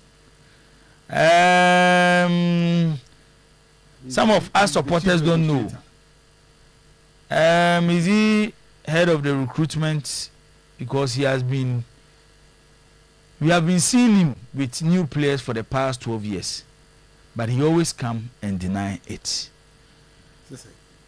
Ordinary new players. So on the players about the fact that you are sent to go and do negotiation with the club doesn't mean nothing about. For Abia, the scout of House of Folk scout player, no must be player, but now no more negotiation. Alaja can be a House of Folk true and true. So person obey part of the management, but the other roles that will be to play. And obi anyi ntum say enya de wo pay. But what does he? I did obey my yama team na team no betimi atum point what they are looking for. So the owners and the managers think say when it comes to ABA negotiating one-on-one with clubs, he's been around for a long time, or connection with a lot of teams in this country, or relationship with a lot of teams in this country. So Basa Yensuma ABA there's a deal in Kinfesa. Me free say Siasia Aben Kinfesa, the way to make Kinfesa for or Kinfesa for almost the Casasi or come back to my first or at my renewal. Allergy Akambe can do that for House of Fuka. There's no problem. Nobody can take away the House of Fuka away. Nobody. And he has served House of Fuka from different positions. And he said, Juma say no, yeah. Na board na mama obiye say this is how you use Allergy Akambe. Because Ekoba say you the release ba so no in charge of Pubiman. Na ya fobi I'll be head management. And if you could do negotiations, said you're okay. Na ye Allergy Akambe in charge of Pubiman project and a queen negotiation. Say a more rem kakra okabi. Allergy and your room chest and your position biana, you been name say, you know, on a way, no way, oversight responsibility. Yes, he's in charge of Pubiman. That does he have that knowledge, no? When it comes to one-on-one negotiation with clubs, because you are appointed director of football. I know soon the Germany no has our director of football. And advice are you position yourself? Director of football might have designated him say, "Oh, I like to go and do this for me," and or trusting the judgment. So I think there's no problem with that. They have to go with that. At the end of the day, it's about House of Folk. And yet, and for so many years, House of Folk supporters be. I try person. Edi bibia kwose Allergy Akambe and one year say or no dote and one say and you know why is it that Togo continue to deal with them? So they should see that one now munyai say you know. So talking to a player and I say coming to pick a player, for example, Allergy Akambe na kofa Di Maria from Techiman no has. Nanya for House of Folk. He went there and he exploded. Obey best player, top player in House of Folk, and no man. So that obey when your problem is a issue. And make House of Folk. House of Potters who come as a person one day a free van house. Okay. The same people. And you know, on the Omontias and no money now. Or you know, Juma. House of Folk, as I'm talking to you now, unconfirmed, almost signed 8 players. Unconfirmed report. Unconfirmed because as a club no ebe unveiling. Now so ages no a range between 18-23. Of course no part no bavo. And no make us say a deliberate attempt say House of Folk ebe call for those young players. First of all, the young players are the players who have the legs and the heart to play. If given proper training and everything. 2, the iron European market. Say in the world of football, no, say agencies no bar. These are the players you are looking at for. Because most of them they believe the African ages no. Yet so I must settle her. How they are beating me. And for example, Alex Bansoya Mokana Semi, he's a young boy, and then we can in fact at the alignment park, you know. Let me become the questions. Let me ask my mechanic say ready and Kotoko Yano Kotoko any munin come way because he was playing against Asante Kotoko any other team. Asante Kotoko. We do Kotoko players defenders. I expect to move no. They are not all you know say. In a match, teams no any there no more year, they may be more year. Eddie Emma players no a harding woman, so we can't one. The player will be explosive. Open it now, and I want to believe that Okra Wunya Sasamanaka be catch us and to go for. But then you'll be a bit me a fan. So I'm not going to blame them say be a house for before, but then now I would have loved to see that same come over because Kodokono is in a season. I say in a time omo try to replace some of the players, bringing in new players and getting some players out. So it was such a player na so ko huna. Nanka utuana mo e bi kura no mutuana mo but na has folk for no e di animu. You know, something that I'm saying this but not to blame them. But what I'm saying is where that player now who especially who penny be. Some players now one more park is what. Another excitement apart from goals ebano. Who's that media me believe in player and they say any football and they say the lifeblood of football is goals because they're celebrating. But yes, I also understand and say players be so they make supporters jubilate or celebrate, not necessarily scoring a goal. And nothing now can Leo Messi as someone make you tum say he's that gem. It is that band so yeah can also win. Said the old boy is a better design answer than the manager can so better my yes yeah. The House of Folk have gotten a good player. A player that will be good for the European market. Okay, House of Folk that by who don't know from Ntonso never Messi no Sani no. 1 year season now they have to sell him. These are that players now. So who players will say who invest on such players are Obani unim say bibi wo san age no san from say it's about 18 years necessary obe suit that European market. So this boy come so on alignment so betimi am sign the Premier there. House of Folk supporters not only they are going to enjoy goals but they will enjoy delightful football. Out for now I hope say another week is time but they need to work on him. Obani na obusa Kamarat say discipline. So unya Kamarat player koda. Play be or party through Kamarat in some. Set discipline koda. Me carry second division time. Me Kamarat ball match. Ojaso. Obe sharing in the game. Game second division will go home. You try to do everything to win.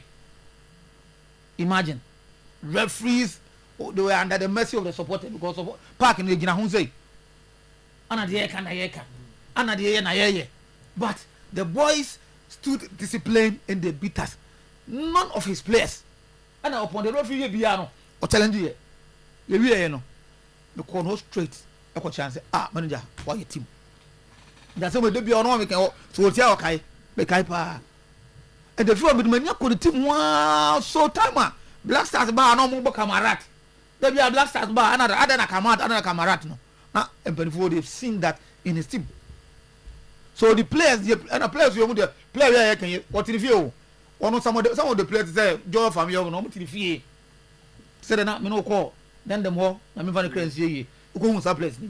These are the people some of football.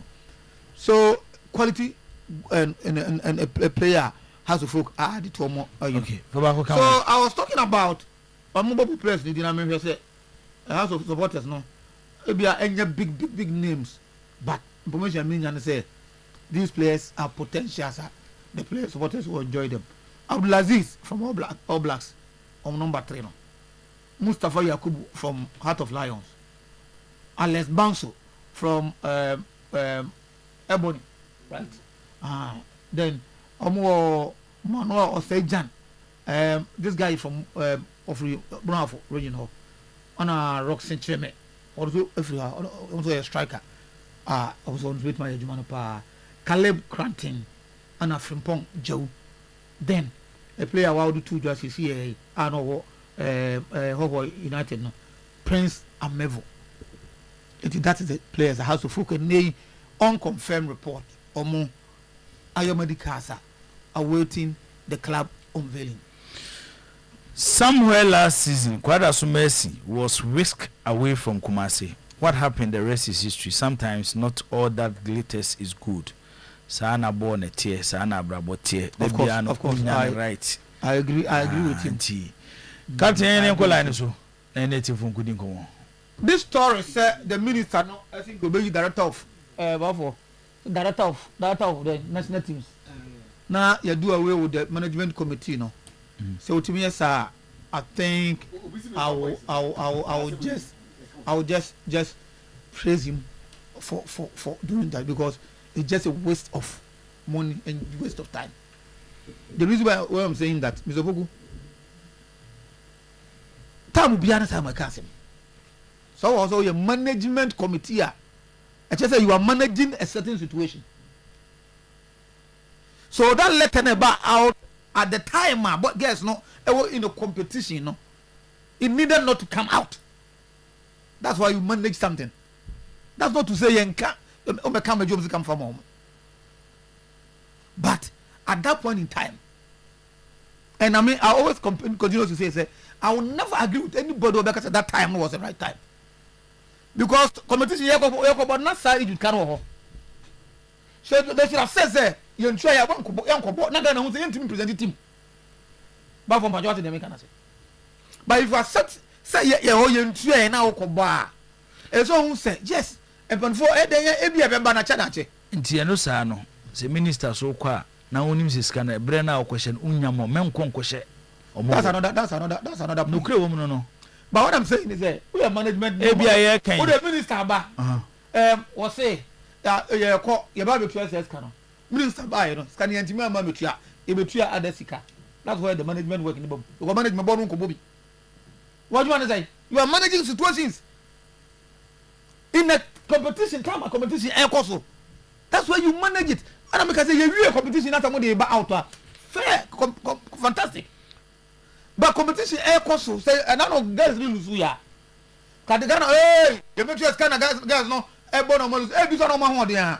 So to avoid san near no manage them. I was that situation no. Okay, most of them come no mo ya adwene, but you have a match to play. Obekom no na show mo boy.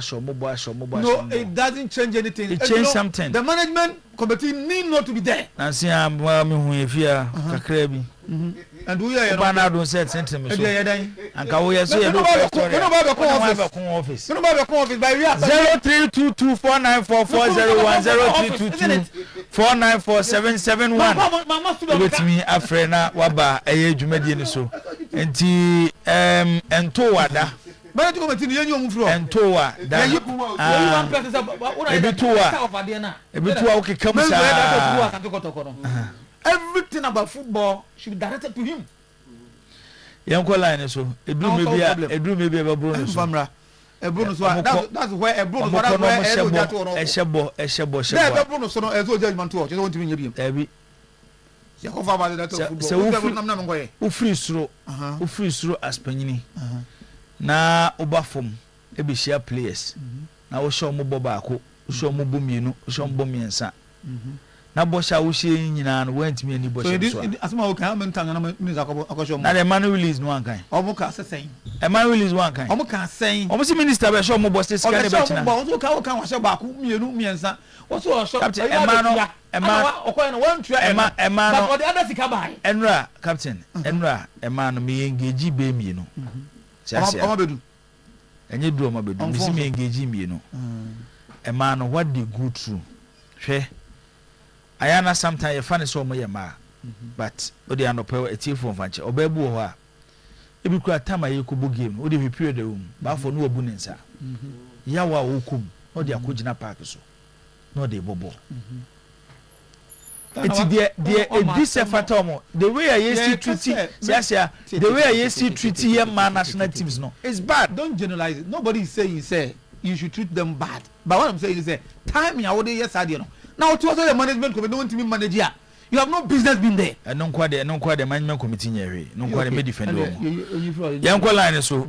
Odi me bi akaza final do asma to aso. Hello.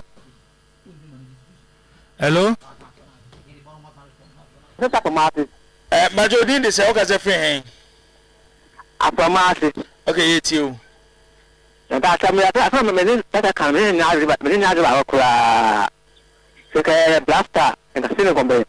That's a black out what they are for ministers or president now call into your vice president here or Ghana. It do like a true blaster but around my airport now. Uncle Blanc, but or play defend it, and you know, and you're right.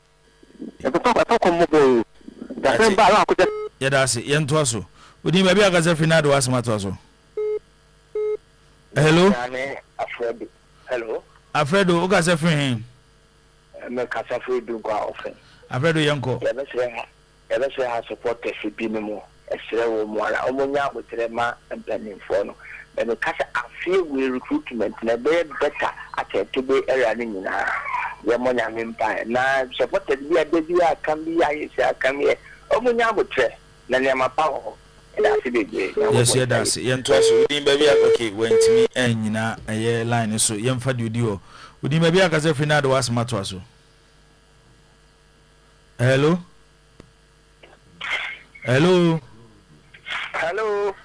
Udi baby akaza finado wasmato aso. Me pa cho ye fra me kwabra bekun. Kwabra bekun kaza fin. Me bia papa tia ya na me ya dane pa na so. Ana de defend ya wo defend mpanifo na dia me gine ho amenti ase. Enti pa se ka ye wo mi aba bi pa ne senka wo kunu ho magana. Ana se bani bi ba no be kata ta kata we. Na se nkra no so se. Ade no aya wo mo kapani ne ka na ntisa. Ana nka ye wo mi anu antin ko be ka se wo ka no.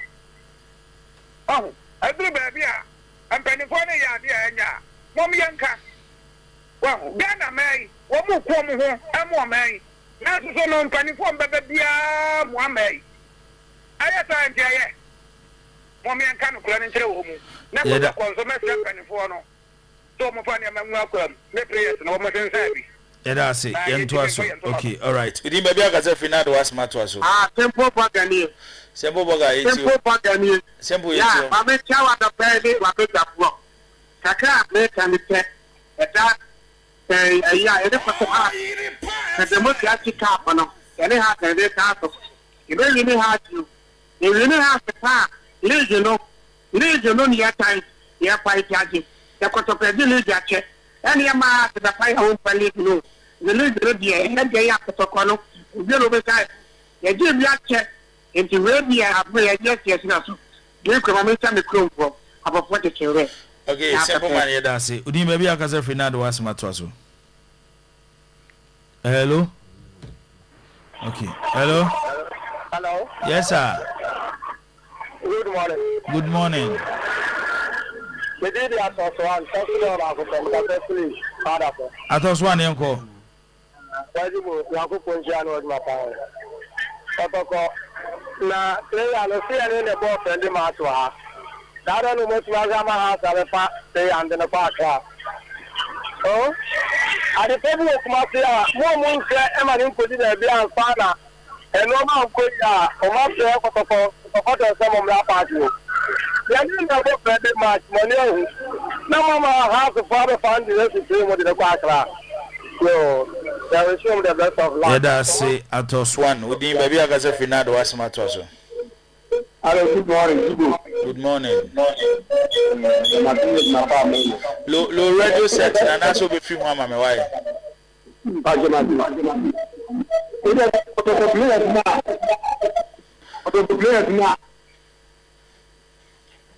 Hello. Okay. Udi maybe akaza finado wasmato aso. And somehow Amos, as a spy specialist, airport runabout. And some Papa, Kotoko players no Adorma. The Kapumania Konya, me who players are Yapsaya. And the one I have power monster, like a Gina Batiga. Papa, me Busasa Babaya, what I am now, boy. Ah, Babaya then a contractor into uncut him in Hobium.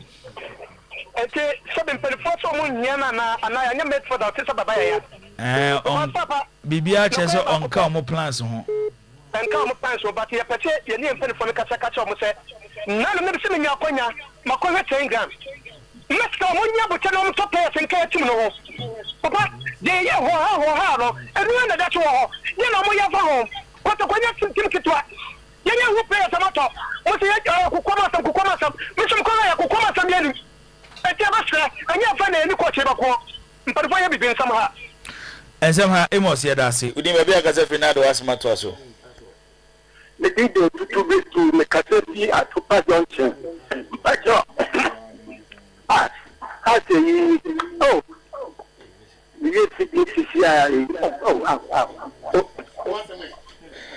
Ode kasem na beba.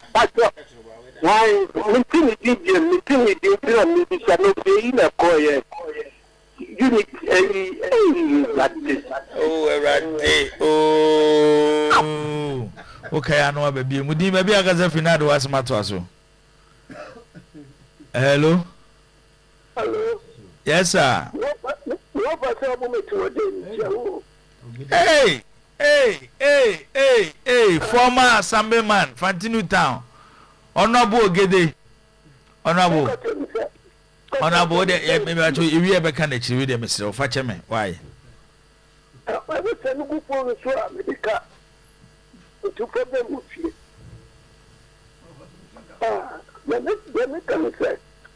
Hello. Honorable Gede Mbacho meet you. Let me cancel the pay. Let me check and nothing. Now, so far, almost sharing what brother me yelling. The number in your young commission. But me up in that. Figaro, Yanishan. The mammy and me, Abasaki, me, Labra, Yanishan. So, yeah, share me. And then make me sort of Nancy. Juba, okay. In the bad day, when I was about what was it? The more I would have part of his part. The means so. I'm a cassia and that women in reality. Yate Honorable Gede da so betimen ka udin baby akase free na do wasma to aso. Le paso Abraham Yetiu. Asepla Franco. Okay, yango. The pacho koto business school. Omunya batale. Asi three ana boko hasi na molono. Ana pamuka nwa sima muyi ni vivi sino e hakoto ko sports. Nti wo moka se adana wo kumasi ana ya mfa no. The person catch ko to ko sports bi ase. E die na chese player no bakoto kwanko bitimi abo. Ebi obakoto kwanko ntimi mo. Enti mpanyifo na handle kotokoro mu se player so betimi abokotokoro. No ma fa wo mo. Wo mo ya se dia sport ka wo machi. Yan support to sa players na mpanyifo na fa no. Na dia wan kan ye team no mo dia ya gre no hwan ye. Aya na me team me biase. Se dia supporters ni bi dwene fa. Me ntiase da. Ah, eli pa no wan kan wo dia. Afa na wo ko e bo ko ntia ko fe na ye dai. Wo dia no hwe ne ye ni yi. Ne bi yi ama. Ne te se ni disi ya. Yeda se yemfa ba ko pe na yensori so na afi jumedi do no samasi yemfansia. Okay. Ndiye musi ababo o se birthday bo ha ye Madam Abikash. Ba birthday fo nyina na de ni di kan Honorable Zuba. Honorable Zuba. Kumasi Mayor. Yes. Mayor. Special birthday. Mayor, no. Oh, now bon for to sumaye, for mayor to sumaye. Bon for mayor to sumaye. Wadaroma for mayor to sumaye. We are not the Abikash for mayor bra. Special birthday. Picture na free mayor so ye buy no. Akodi visa ho. No. Oh, but bomb. We boss is here shema obenya na picture be bring. There be the special picture ba. Okay. Every mayor Maminya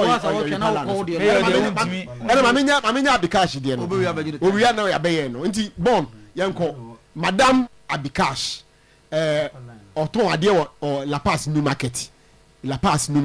Make us a program no or heading den sister ya NSCM family. Madam Abikash e wo La Paz New Market. Danger man no. Sister ya also ton vegetables. Madam Abikash. Abikash special baby enkoma Madam Abikash. Okay. Madam Abikash dey pictures what down home be me say we dey. Me fa me say me offer picture yi. Isaac Amankwache born again now dey atofo. Isaac Amankwache him say ne papa any Kwabranche Moko. Hey, my own Moko. Yes. Okay. Special baby. Head of security. Kotoko games or Baba Sports team. Head of security. On the Dokotoko. Send Papa Dokotoko. Okay. You know now I born again. My senior no dey buy no now the trim. What senior dey buy? News department. What's the news department? Yes, and that's no. Amma ohim ohine wa ama ohiniwa of Germany from MPP members Germany na say MPP members omo Germany na omo rehye na say omo kokoro mu ukura hu bi omo na say ama ohiniwa ene na woda ndomu gina kwan yiso na Oyerepa fidi kese yiso a opani Eugene Poku ati adwamu happy birthday ama. All right, inti yedisia Kinzuba honorable Kumasi Mayor picture ni fantastic we a special picture just yede by say ene information honorable happy birthday the glasses ni shade them so Kinzuba correspond with the kente no you know say any da ho we enye AI we the correct Kumasi Mayor no when Johnny kente kama kente na fo enkoso anhira kente na fo onye okese the glasses no baby aba for wutie emre bi atwam na zuba te ho bi yes so odenne ma me apega no me apega no odi akoye kie me boss Kumasi president me show boss afise say na osusu MC asenimpo meyo na okromo asenimpo side we dey mekomanim e wo kwa afufro so ara wo pe ho afise say no MC wa so ko ni kwa afufro mekomanim fa wo mekomanim wo kwa afufro so ni hia me MC meyo we dey yema meyo happy o asenimpo mo o ye mo kwan mo meyo ntuma na efe me ko hodo ma no oni say no ma bebiri betima sisi se me yɛ de me kɔyɛ ayi wɔ hɔ no mu a ndem ntino de ma me minu so be stop galam sa de ba ko betuma aha ntino ma me nyɛ de me yɛ na be stop galam because de asem be ba so o stop wa se woni se hɔ no gala be sintire de asem be ti de jai ntino ya we shake Kumasi Mayor happy birthday efe ye papa de ntuma no efe fata no wa kyerɛ so ya brantie watutu no kama fe special birthday arrangement bia so wo bia no me mama ya we family odi no ho na matimi adwene why of course nke beba bibia so ebia se obi antimi amba so a de besi akire bia so no ma me fa we mfema nsan ya sorry Alex Banso has ene okwe ni medical omo de fa pain no so we has player ne sa omo de fa pain ko the eba sisi ene se wonya kola into the national under 23 TCA asa nyame ya admo china ese o join the Black Meteors omo video ya onye fa no de ewo ho eno no ye so ye ko to UK BM Frederick O.T. Ochre yes coach Freddy no see okra UEFA license A diploma no fast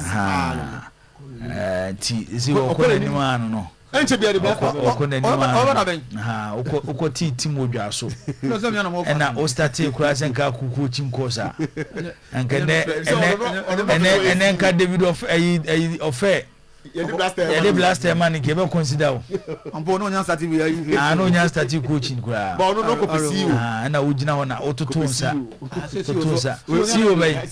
siwo wafa coach ono na sa coach we siwo no na de what be that alaji ya de musia alaji uni krom ha ana no te dog out